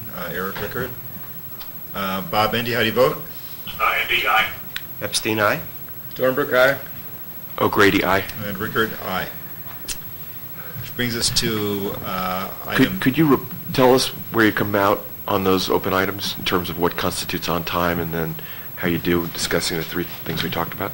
Yeah, I'll... Or at least the we have a finance meeting committee. already scheduled for Tuesday with AKT, and we'll write a memo to the board and the finance committee, letting them know how we turn that out. Great, thanks. And they will, just so you know, it's in the new letter, but they will be out the week of June 10th to do the pre-audit. Great. Okay, presentation of the district's preliminary 2013-2014 financial budget. Michael and Jill. As has been presented on March 9th, April 13th, May 11th, and now June 8th. Here's our now May 24th. Here is our current version of the 2014 budget. We have updated the summary sheets after recommendations from the Finance Committee.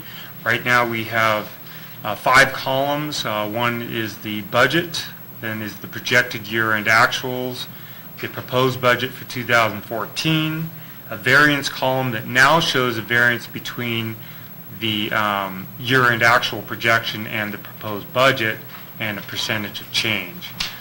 This summary has been rolled up into a consolidated version, and also we have a summary sheet for each of the different departments. On the electric and propane departments, we've added the production amounts. And on June 8th, we hope to come before the committee. Actually, the committee will be the week before that, but on June 8th, we'll come before the board with a balance sheet and possibly a cash waterfall. We welcome any comments that the board would have, and if you want to meet with either Jill or I individually or collectively to discuss these line by line, or take issues to the finance committee where we'll be discussing these in greater detail. We are matching the income statement and making sure that the income statement numbers match the summary statements. Of course, there are differences between the income statement and the summary sheets, as that the summary sheets show principal debt service and capital expenditures, as well as what you would typically see on an income statement. So I open it up to questions. So I'd just like to ask Standish and Bob Epstein, has the Finance Committee discussed this at this point, or are you just reviewing it for as the rest of us are? We discussed it yesterday, was it yesterday, in our Finance Committee meeting, and I would say we're at the stage where we want to dig into it between now and the next Finance Committee meeting, offer our comments, suggestions to Jill and Michael between now and then, and hopefully resolve as many of those questions as possible. Okay. Would you have a different view? I agree with that. And there are quite a few moving parts, and my goal would be to do that with Jill next week, because I think our next board meeting's in 2 weeks, right? Yes, and on the 8th of June. And I talked to Michael. I just would like to see some key numbers actually match between in our packet, page 208 and 207. So they just need to be either match or some explanation of why they don't match. Yeah, and as anticipated, there was answers for that. I just didn't have them. Right, you just didn't have them. Okay. Right. Also in your packet is the updated 5-year capital plan. We have a couple of more updates to do, but it's also in your packet, and we look to any input you might have on the capital plan, which has been incorporated into this budget. Okay, so the direction to the board then is to look this over, formulate any questions we may have, and forward them to Michael for discussion, either for direct answer or discussion with the Finance Committee. Right, and if you'd like to go over them individually, please let us know, and Jill and I would be pleased to meet with any member of the board or the committee. Okay, I'll just say in a brief overview of it all seems, even though there's some moving parts, as you say, it all seems pretty healthy to me. Just as a... Not here and here. I'm sorry, Bob. It all seems pretty healthy to me as a first review of the budget.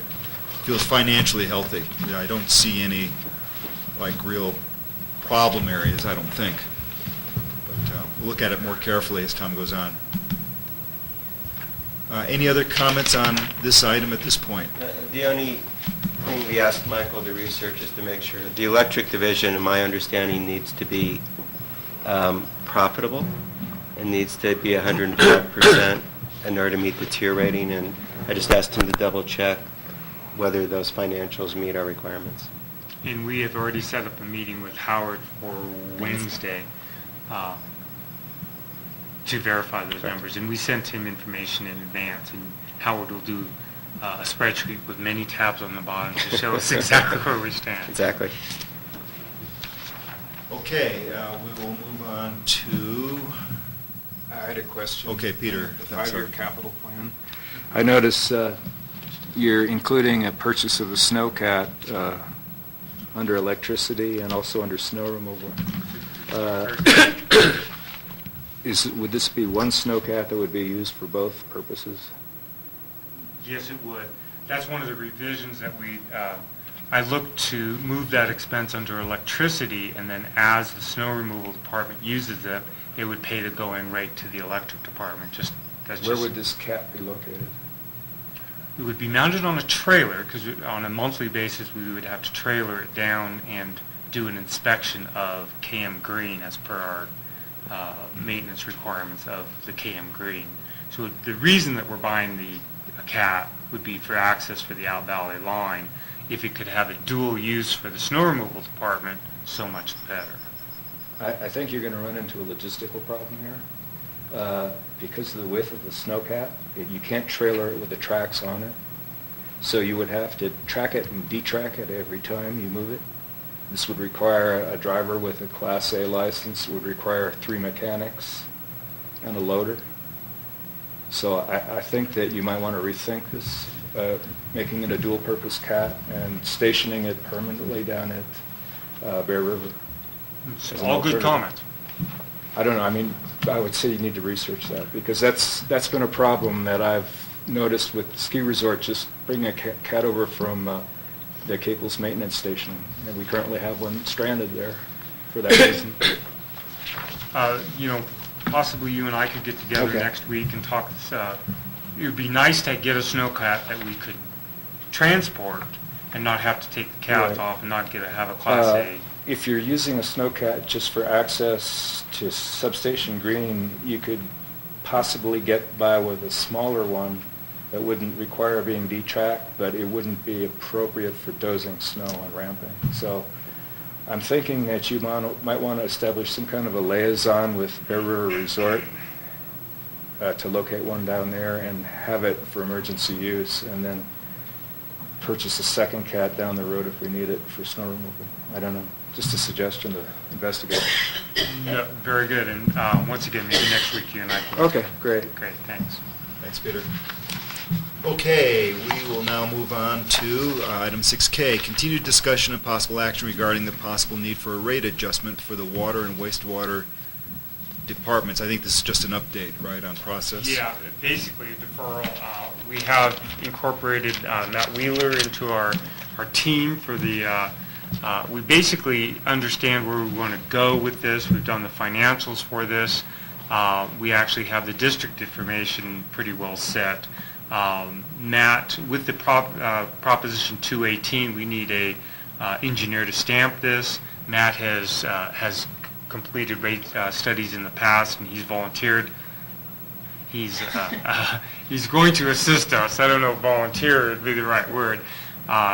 With the review and the compiling of the rate study for review by the board and the finance committee, and he will be the engineer on record on this.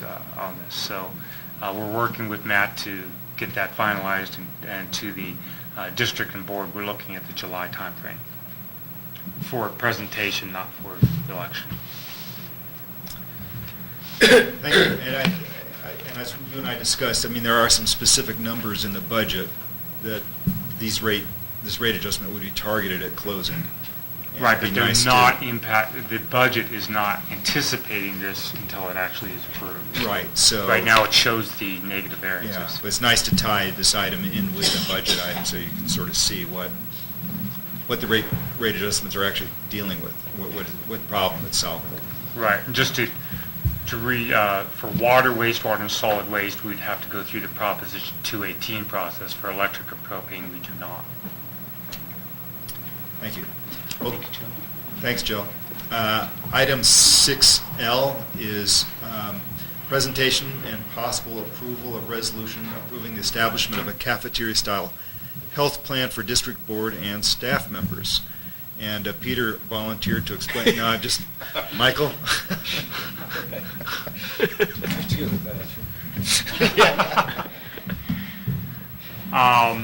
So this is somewhat complicated, so I'll do my best. So back in 1992, the board passed a resolution that maxed the amount of contribution for health benefits per employee at $430. That resolution, as per CalPERS requirements, also provided a clause that this that they would provide health retirement benefits at $1 for every retiree, but that amount for the retiree health benefits would be increased by 5% until it matched that was being provided for by the active employees. So after 20 years, they would get $430, which was the maximum amount that we would get for active.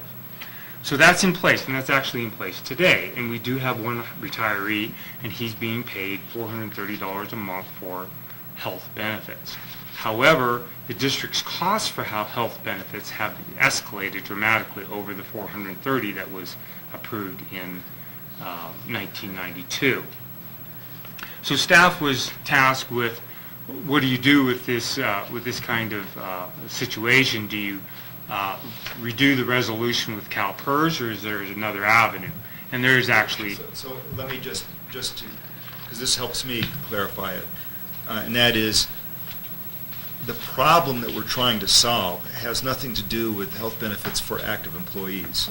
The problem we're trying to solve has to do with, continually escalating the contribution that is made on behalf of retirees. And this is the kind of problem that many agencies, public agencies, have faced. Now, we only have one retirees, but that will increase over time, so we just want to get things straight now.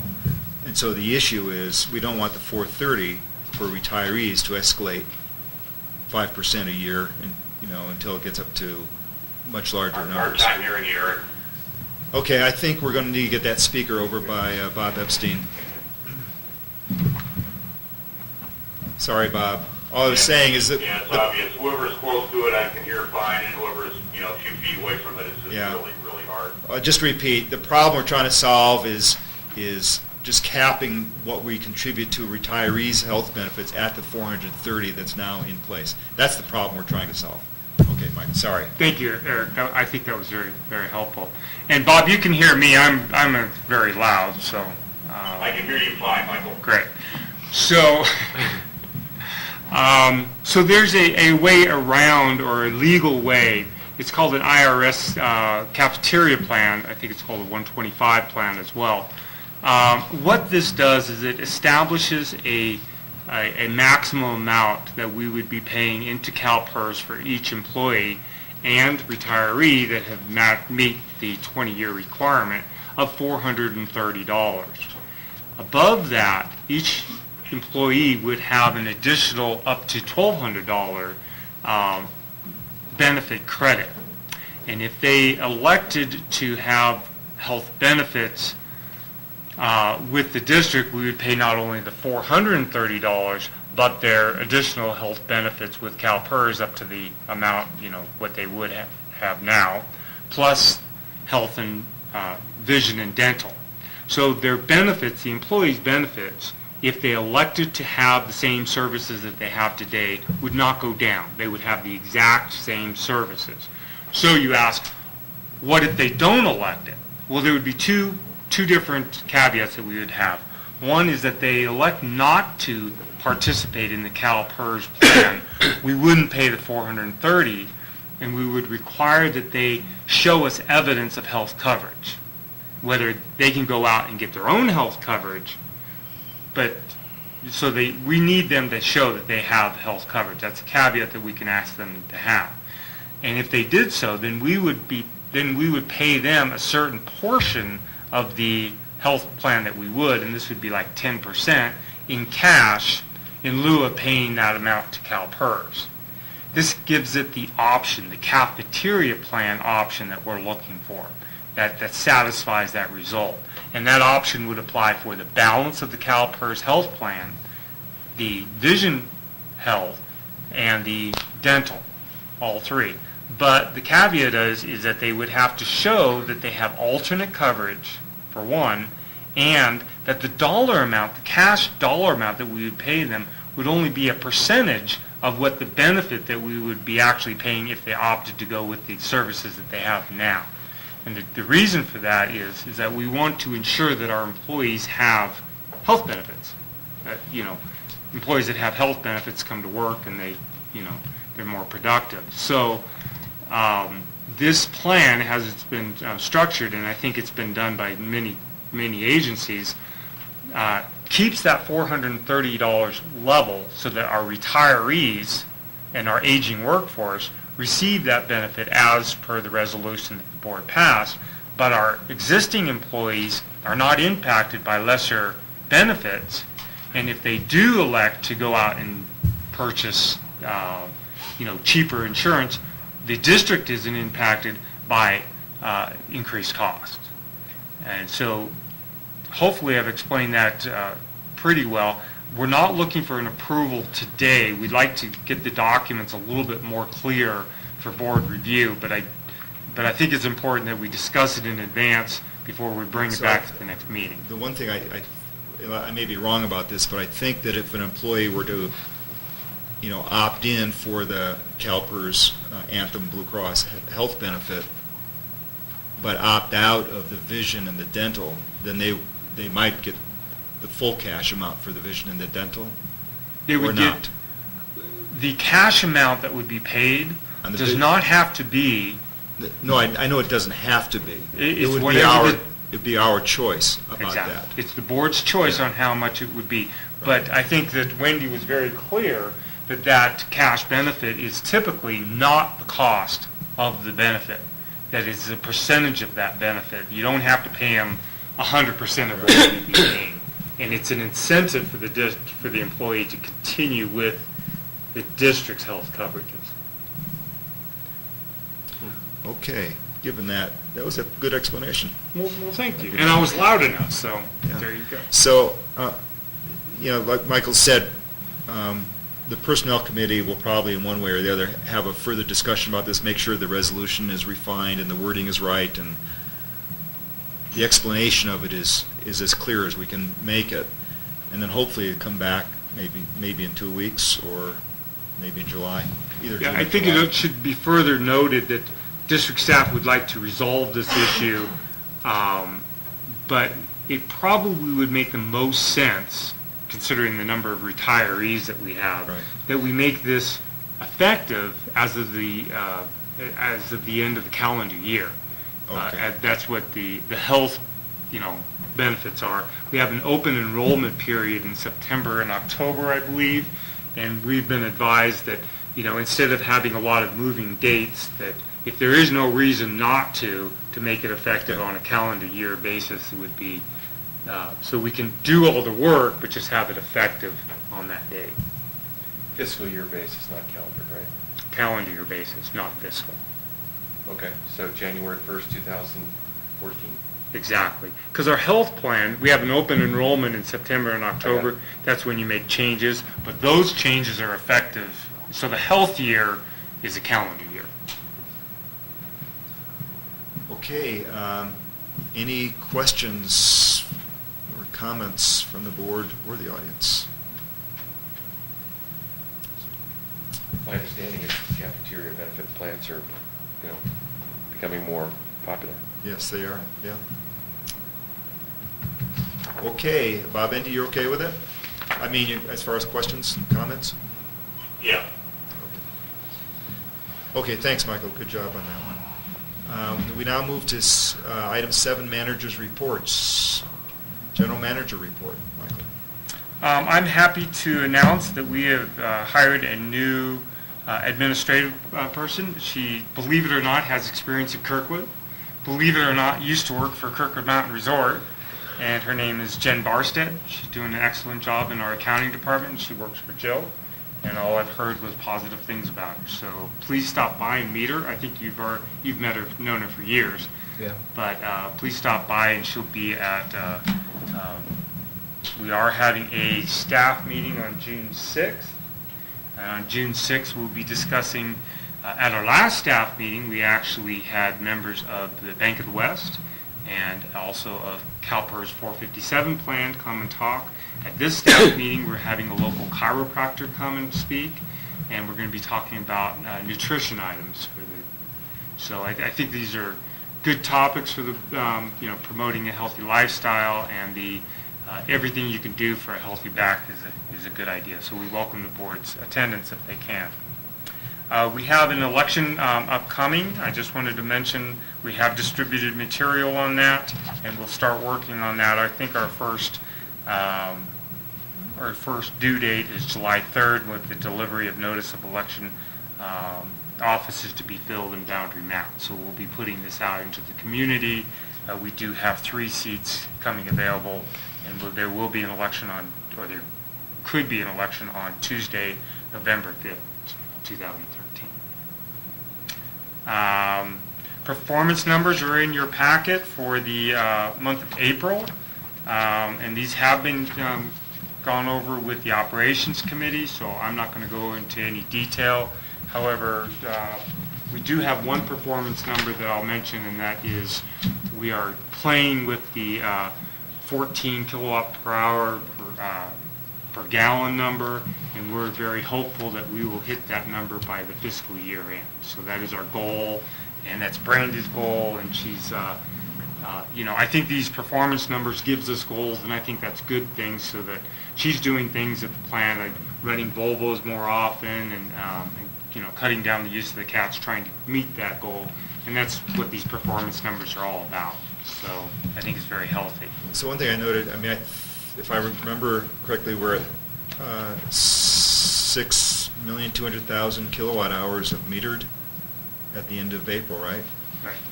So we're getting pretty close to what we had hoped, Yeah. which is great. And I think the production of propane won't be as high as we had hoped, but propane is doing just fine. Yeah, that doesn't really matter because we don't have a huge capital investment in propane, and most of that cost is the propane itself. It's the propane itself which passes through. Well, we turn the heat off in our building, that's all it is, Just that one building. Oh, well, thank you. Leave the lights on. Yeah.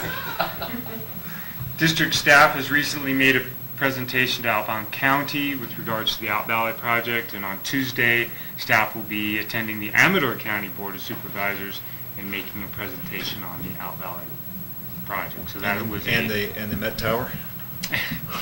Not so much the Met Tower. So that was a request by the planning committee, and we are following through on that. And the next meeting is in 2 weeks, so you won't have too much time to miss us. And that's the management report. Thank you. Any questions of Michael on these items? If not, we'll go to operations report. Rick.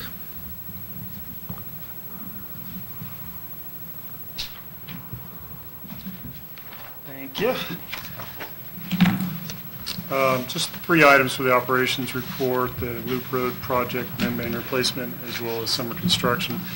And I'm going to cover 2 of those, and I'm going to let the district engineer, Matt Wheeler, cover the membrane replacement. But I'll start off with the Loop Road project. Attached in the board packet on page 253 is a simple layout of the Loop Road project, which the board has already approved. And staff is currently preparing and planning to do this project this summer. And we're also looking to partner with Q&D Construction to do some portion of the trenching for this project.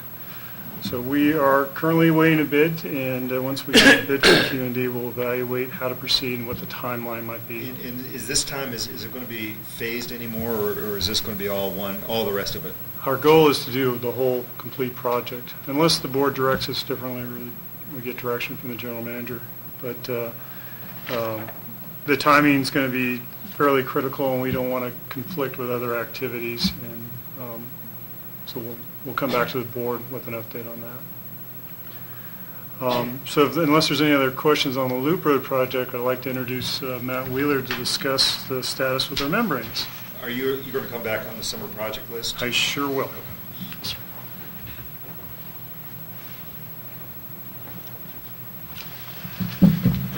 Hello.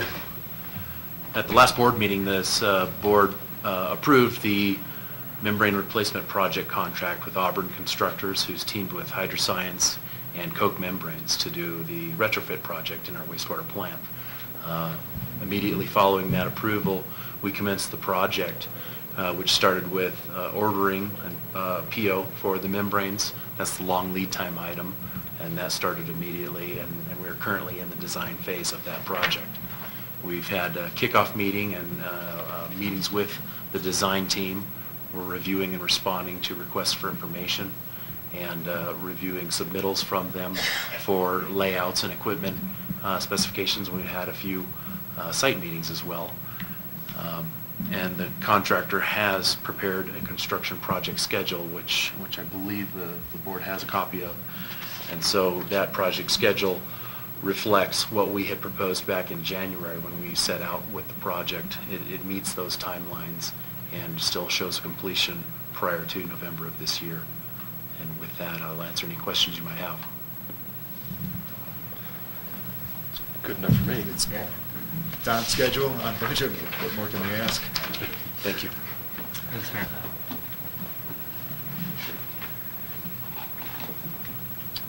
And moving on to the final item that I have for today, which is the summer construction project or list, and this is in the board packet in pages 254 and 255. Bob, can you move that phone back? Here, I'll do it. Go ahead.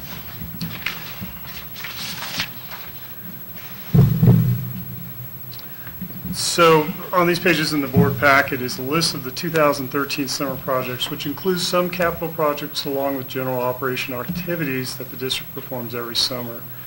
Both of these, the Operation Committee as well as the Capital Projects Committee have reviewed and we've discussed the project list. And I'm just going to highlight a few things that we've done and kind of where we're going.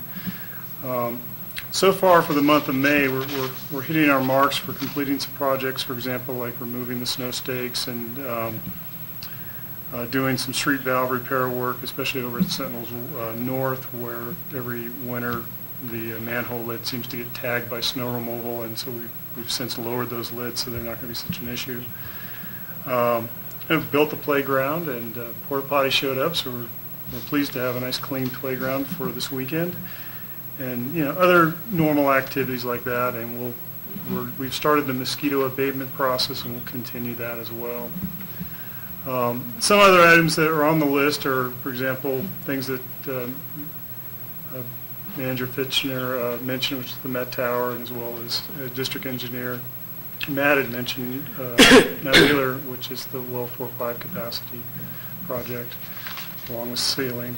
So again, this project list is a moving target, and as we go along in the summer, I'll bring the board back more updates. But unless there's any questions from the board about this particular project, I'd be more happy to answer. Yeah, I just had a couple questions, just because I wasn't sure the way they're stated. I'm surprised that there are our projects, like replace hot water heaters at Meadowstone, right, for example, old MU site. Yeah. Yeah, so meters throughout the valley, all meters actually belong to the district. When the district installed the hot water meters... Oh, they're meters. It's supposed to be meters, not heaters. Oh, they say heaters? They say heaters. Oh.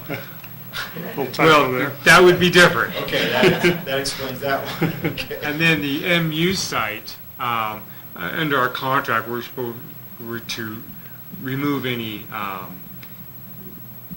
restore the property, the old MU site. To what state? To a flat state. We purchased the switchgear that's sitting there. We purchased the day tank.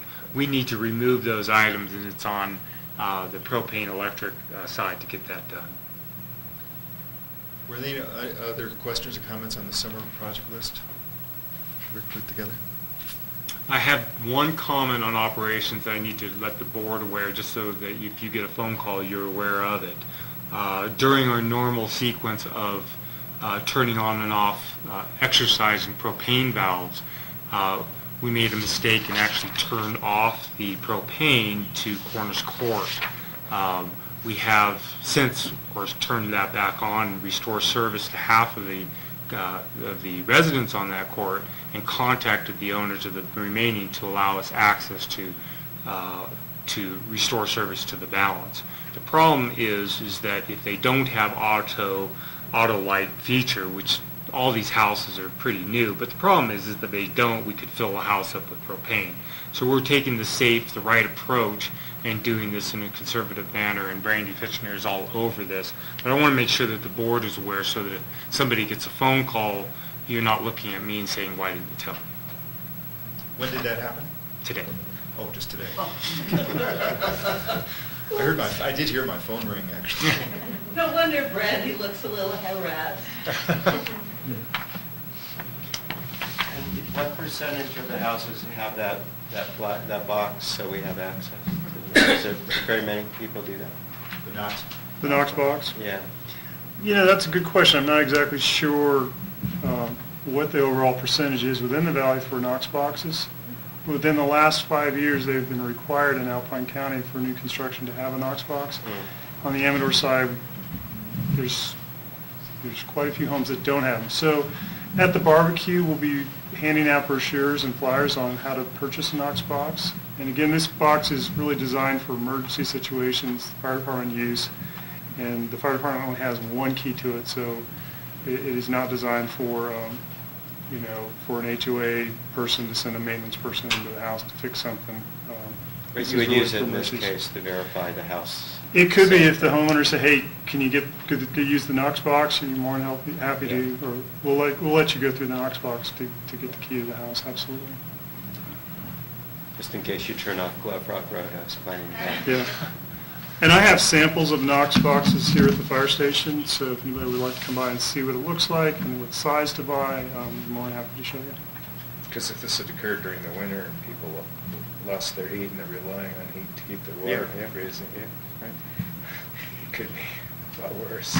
Sure. No, this is the right time of year to do this.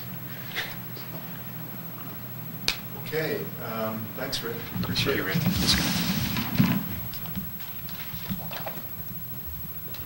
Okay, we go on to the administrative report from Jill. March financials start on page 256 of the packet. The first sheet is the balance sheet, and a couple of things on current assets, funds. Our total operating cash balance at the end of March is about $1,657,000. That's down about $270,000 from plan. The reason for that mostly is our largest customer was actually late on paying their bills for February. They didn't show up until April, and that's a $300,000 plus payment. So with that, it would take care of that variance. Under total reserve rate stabilization fund, that's what we're calling our reserve now. That is money that we received from our first draw of the Russ loan that was to pay back out valley expenses that were paid out of our general fund. A couple other notes on the balance sheet under liabilities.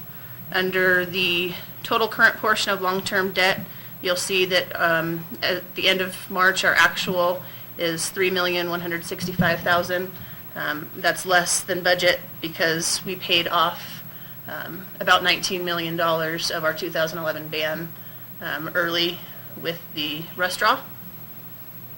And you can see the rest draw under our non-current liabilities. It's under the total long-term debt, less current portion. So that'll increase every time we pull from Russ. And the current portion of long-term debt will go down now, right? That was paid in April with April. the COP loan. I have a question about the total accounts payable. Mm-hmm. Is that inclusive of any amount for Power Secure? It is. Okay, thank you.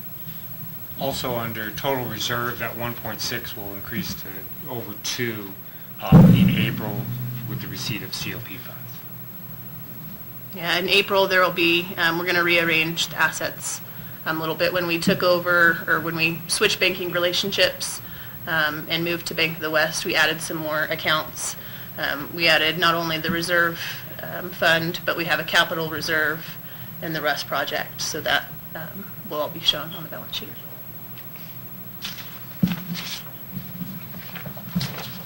For the income statement, our combined income statement is on page 257. March looks pretty good. Our net income for March is $128,000. That's about $40,000 up from plan. A couple of notes just on March.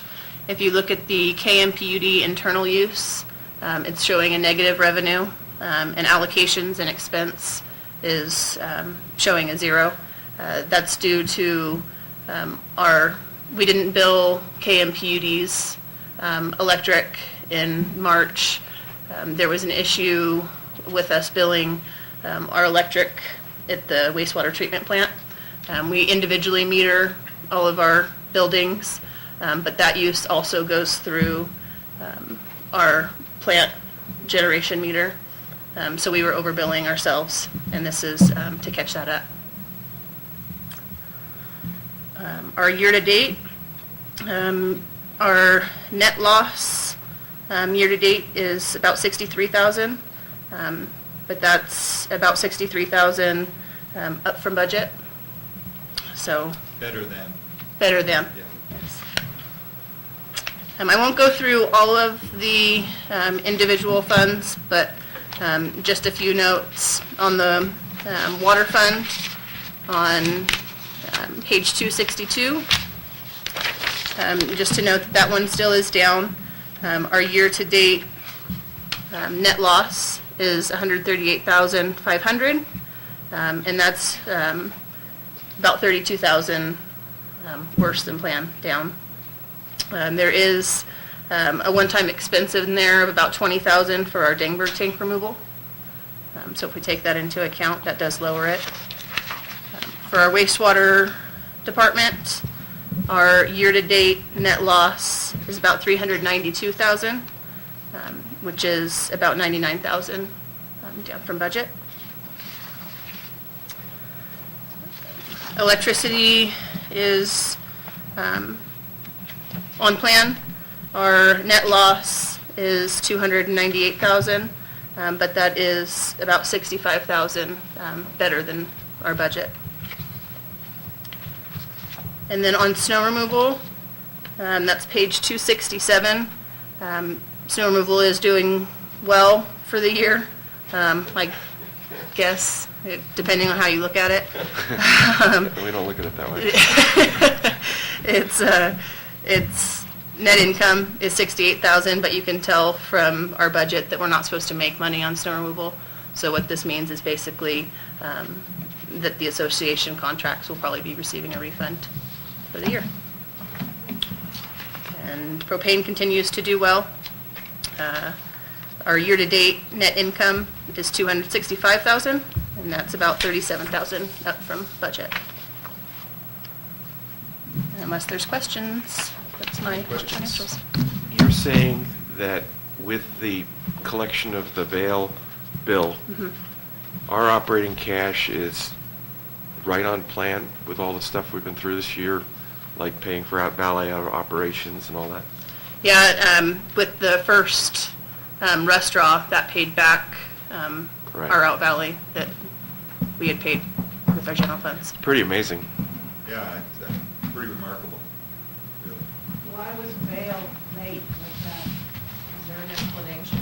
They switched accounting. They switched who, Vail doesn't actually pay the bills, I guess, at this point. They switched and it was late. Pass the buck. Yes. Can I say that?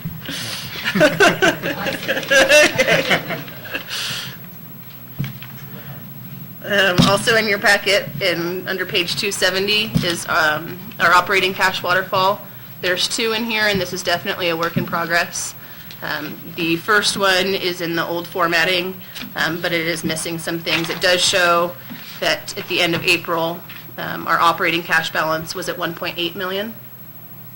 In the Finance Committee, it's been discussed with these new accounts, reserve, capital reserve, and the Rust project to expand this. And that, I attempted to do that on page 271. It definitely needs to be cleaned up, and Standish has agreed when we sit down with the budget to go over this and improve it. Could you send me the Excel spreadsheet just so? Yeah.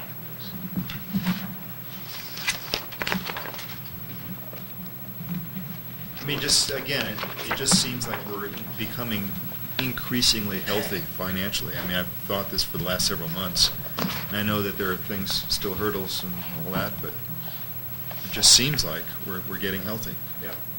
I think a lot will have to do with this year's budget. You know, there was some moving around and all Yeah. that.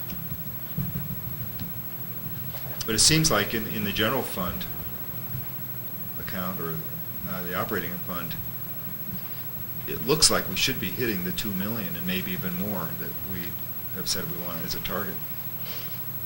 That's good. Finally is my admin report. For delinquencies, there's 21 utility accounts past due. That's more what we're in line of seeing. And there's 3 residential accounts that have been locked off due to non-payment. And property liens have been filed on 2 of those accounts. I'm in the process of getting the last one on there. There's still 7 miscellaneous accounts with past due balances of 60 days or greater, and we're still working on getting those cleaned up. As mentioned on the summer project list, one of our projects is to replace the Meadowstone hot water meters. And we have purchased those, and we're in the process of installing them. The reason for that, Meadowstone individually has individual hot water boilers, and when we originally installed the census meters, we didn't realize that they weren't meant for hot water. So Census has since come out with, they call it an iPearl meter, that does register hot water. We installed one to test to make sure that it does work. The other ones have failed, so within the next month, those will all be installed, and we'll start making some more money on that. So I do have a related question. I remember several months ago, we discovered that we had mismetered some electric usage. Sometimes it was, I mean, in some cases, we overbilled, in other cases, we underbilled. And I think the decision, I mean, the requirement was that where we overbilled, we had to pay the full amount, like, right away. And have we done that? We've made an arrangement with KCP, we're paying that. That's the only one that hasn't been taken care of. I mean, but the ones where we owed others, I mean, we owed somebody money because we over-metered, we've paid that? Yes. Okay. So it's KCP / the old KMR that's still the outstanding $100 and some thousand question? Yes. Where they owe us? Yes. Possibly. Yeah, okay. What do they owe us $100,000 for? What was it, the snowmaking? That was the snowmaking meter. Meters were, We had someone the come adjustment, out and... the gauge was, I mean, the multiplier was wrong. We had all of the electric meters. It was their meters. Yeah, that were we bought from verified. That's a big surprise. Do we have any problem collecting that KCP stuff? Meaning I see half the miscellaneous invoices are them. And yesterday we talked about some bill that you wanted to send them, and I think I said I had a comment. Right. We've made this a condition of the Mello-Roos. Good. That all KCP bills Get paid. get Cleaned up, paid, yeah. and Chairman Endy can address that, but that's been a condition that was restated at planning yesterday. Okay, and They will be paid. There it is. The voice from above. And that includes this They're 100,000? slow pays. Anytime you deal with, they are slow pays. Now, as far as the 100, whatever it is, thousand, they wanted more detail and so on, so I think they've gotten all the information. So we did make it clear again, and Nate understands that we will not take any significant steps with the Mello-Roos until all these things are straightened out. Good. And the other bill was the Palisades Electrical. I just want them all cleaned up. Okay. And you have a mechanism for doing that, is what you're saying? I do.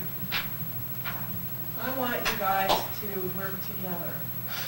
That's my goal in this community, that the PUD and the KCP eventually stop barbing at each other. Actually, we are, actually. No, I know, it's better. It really No, is actually, better. we are working together. Actually, And- Bob Endy's really working well together. I mean, And a lot I'm of trying things, so right? hard, and I want it to be that way. I want it, because we're all in this together, and I want the community to move forward without the old stuff there. That's, I need to say that. Yeah. Well put. Thank you. My final thing on here is the consent for claims. It's before the board for approval in the amount of $675,059.27. Of that, $552,000 is an operating cost, and the two largest expenses are diesel at $177,000 and propane at $45,000. Everything else is basic. So any questions on the consent for claims? Is there anything unusual or that you want to draw our attention to? No. This one's pretty. Okay, so I'd like to move approval of the consent for claims. I'll second that. So that's Eric making the motion and Peter seconding. Bob, Andy, how do you vote? Andy, aye. Epstein, aye? Dornbrook, aye? O'Grady, aye. And Rickard, aye. Thank you. Thank you, Joe. Nice job. Okay, we move to committee reports. Communication, Bob. Our main projects are redoing the website, so we saw a preview of that today. Our plan is to seek volunteers to give us feedback on it in early June and then go live by the end of June on the new site. And then we also experimented with allowing people to sign up for the barbecue electronically, so many of you received, if we had your email, you received an electronic. And a fair number of people replied with that, and a fair number gave donations in addition to buying tickets. So that worked out pretty well. Thank you. And thank yous to Drew and to Cheryl Stern for a lot of work on those. Absolutely. Question, Bob, do we have something in mind for the polycoms? Is that in the community? I think that's in the communication. Yes, thanks for reminding me about that. Our plan is when we replace the phone system, that we can integrate the mics here through the phone system, so it'll all work together. Okay. And that would be a stronger solution than using the Polycom as a separate parallel system. Yeah. Okay. I shall look forward to that bright and shining future. And we will look forward to you being here in person. And just like I look forward to everybody working with Kirkwood Capital Partners and Harvard. Okay, Bob, Indy, planning. Okay, one of the things that have not been mentioned so far, Mellow Roost, we have the RMA markup under active review by all parties. As soon as that is agreed to, then we'll be putting it through the planning committee for final approval before bringing it forward to the board. Could be as early as July 7th. And with good working relationships with KCP noted, we are going to hold their feet to the fire on outstanding items that need to be resolved before we move forward with this. It's a simple business quid pro quo kind of a structure, and that's just got to be part of the picture. So we'll be nice about it, but we'll be insistent about it. Water rights we talked about. Employee housing, there has not been much action since the last board meeting. Reason is that post the closure of the ski hill, the Vail folks took off for a while for vacations as they normally do. They're now back. Casey's available and will be actively engaged on the employee housing subcommittee front, trying to work to closure on that substantive topic. And lastly, on defensible space, I think there's been some discussion with, I think Judy Flynn, particularly Michael, you mentioned, had brought this up. We've said we're going to be in the picture to do CAL FIRE defensible space type inspections, but enforcement, if we find variance to desirable, is not so straightforward for us. We don't really have a legal role, but I think the model we're going to pursue going forward is to work with CAL FIRE. If we need somebody to be the enforcer, we would ask them to be our ally to do that enforcement step. Does Michael sound right to you in terms of? Yes, Exactly, and that we welcome any member of the community board or any member, if they want an inspection on a 4291 form through CAL FIRE, just to contact Chief Ansel, and we'd be happy to make that inspection. So if you have concerns about your specific lot, we'd be happy to work with you on an inspection. And that is a service that the district would normally provide. And since lots without a built structure on them are often the most interesting cases, is CAL FIRE going to be our ally to do enforcement on unbuilt lots? They would. Okay. I guess if we have a wetlands lot, it doesn't count, or what? Sorry? What if you have a wetlands lot? I assume that, It probably won't burn. Well, Not to be flippant about it, but if you've got an unusual case, let's talk about it. I'm not aware of anything that's other than a kind of a dry lot with a lot of down wood on it. That seems to be the interesting examples that have come up. I think that's it on planning.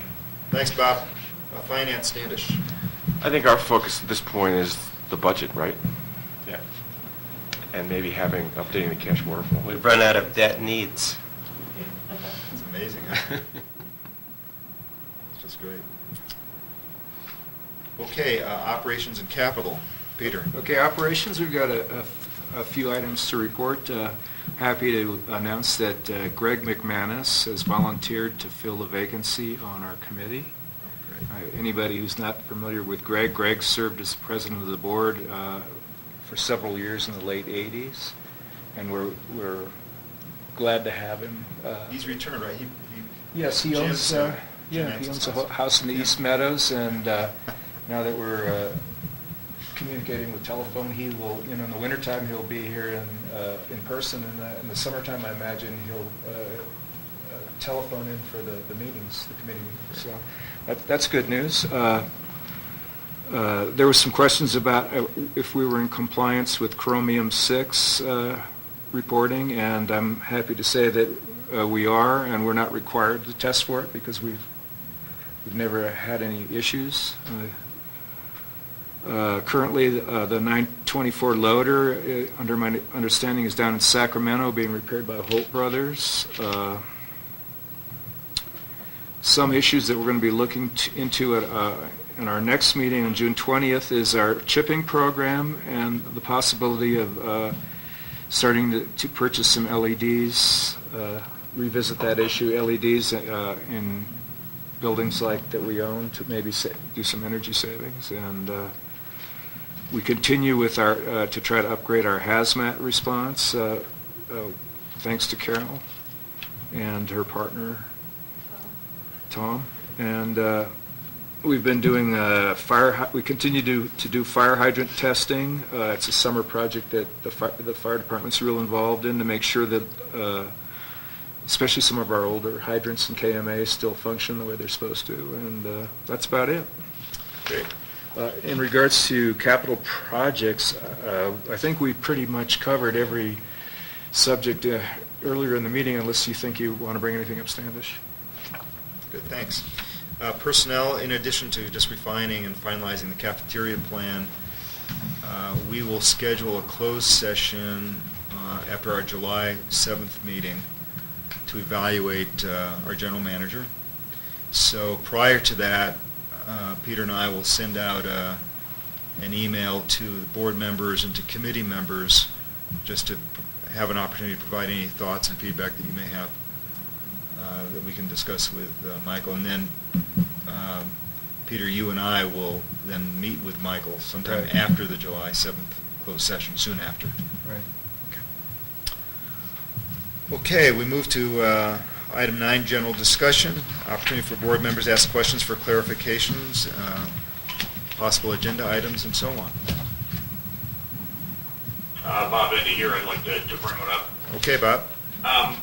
During the planning committee meeting most recent, we talked about the interest in constructing a footpath, a trail around Kirkwood Meadows. We have pieces of it in place today. It is not so much in place over on the west side as it is on the east side, and you've got, streams to pop over and whatnot. So recognizing that KMPUD does not own the meadow and has no obvious direct role in this, I still think that it would make sense for us in a forum like the planning committee to try to pick this up and see if we can get Vail to mount some enthusiasm towards doing a project that would make the summer use around the meadow more like it's possible to do in the winter when you can cross-country ski around the entire perimeter, but walking you don't quite get that same option. So I just wanted to bring that up and see if people on the board or community are okay with this. It doesn't seem like something we should advocate and try to be a catalyst for. Caroline. In the KCA, we've had several surveys about amenities people would like, and that is one of the issues that has come up several times. You might want to look at, I don't know who has access to it, I certainly do, the surveys. It did come up as an item that was requested. I don't know right now, because we're working on the community center, that we can put any resources on it, but it certainly is an issue on the radar for the KCA. Yeah, Cheryl actually mentioned that as well. Cheryl Stern, who's on our committee, said this, Right. reflected the same thing. Yeah. And I will say, this is, we talked in the planning committee, this is an opportunity, as Carolyn suggested, that this is an opportunity for three parties to work closely together, which is PUD, the Vail, and KCP, and KCA. And possibly do a lot of the work via volunteer work or donations or something just to be able to make some progress and get it done. So anyway, from the trail that was referred to in Dave Lincoln's email about realigning electrical, or is that a different trail? Well, that trail, that is where the trail on the east side is, right? That's also where another utilities run. Is it the water line? Yeah. Yes. He's not referring to the east side trail. He was referring to the west side trail. Oh. But, yeah, it's a meadow trail. Yeah. And the question. So he's already volunteered. Oh, right, yeah. So I get the opposite if he was sitting here. I think that what Bob Endy is looking for is just some sense about whether this is something worth pursuing from the board's perspective. Me too. Peter? Sure. Yeah, okay. Okay, Bob, I think the answer to that is positive. Okay, thank you. So just from a staff level, the staff can pursue this. I mean, we're pretty good at trying to get things done. So I take it from the board that I can work on this project and move forward and report to planning on our progress. That would be great. Great. Thanks, Michael. Anything else under item 9? Yeah, I have one, and that is, I saw an email from Rick that we have a valid 501c3 employee identification number. Is that true? The district does have one, but we need to get one for the fire department that's dedicated to the fire department. So Cheryl Stern's leading that charge. So that means or donations to that tax ID number are tax deductible? I believe that they are, but we're verifying that. Yeah. So, 10, 15 years ago, when you're getting your first fire truck, I used to ask Tom Henney how to donate with a tax benefit. And he'd send me all these letters from Dick Shanahan. If we have a valid 501c3 tax ID number, I think you should put it on like that yellow flyer for the barbecue, not only with the number, but with what the name of the entity is to whom people donate, if it's KMPUD or the fire department. And then the third thing is the mailing address, because there are some people who are willing to donate money, and if they can do it through a donor advised fund, for example, you'll get a lot more money than if you don't put it on those flyers. I'm going to have to get an opinion through Dick. The reason that we have a 501c right now, and Cheryl's going to get one for the fire department, so it's not going to be an issue. But right now, the reason that we have one is through the KMPUD Facilities District. which is a financing tool that we used for the COP. So I'd like to get an opinion to make sure that donations for the fire department could be still considered in that fashion. Well, I'll send you the memo he sent me about 10 or 15 years ago. I mean, it just addresses this issue.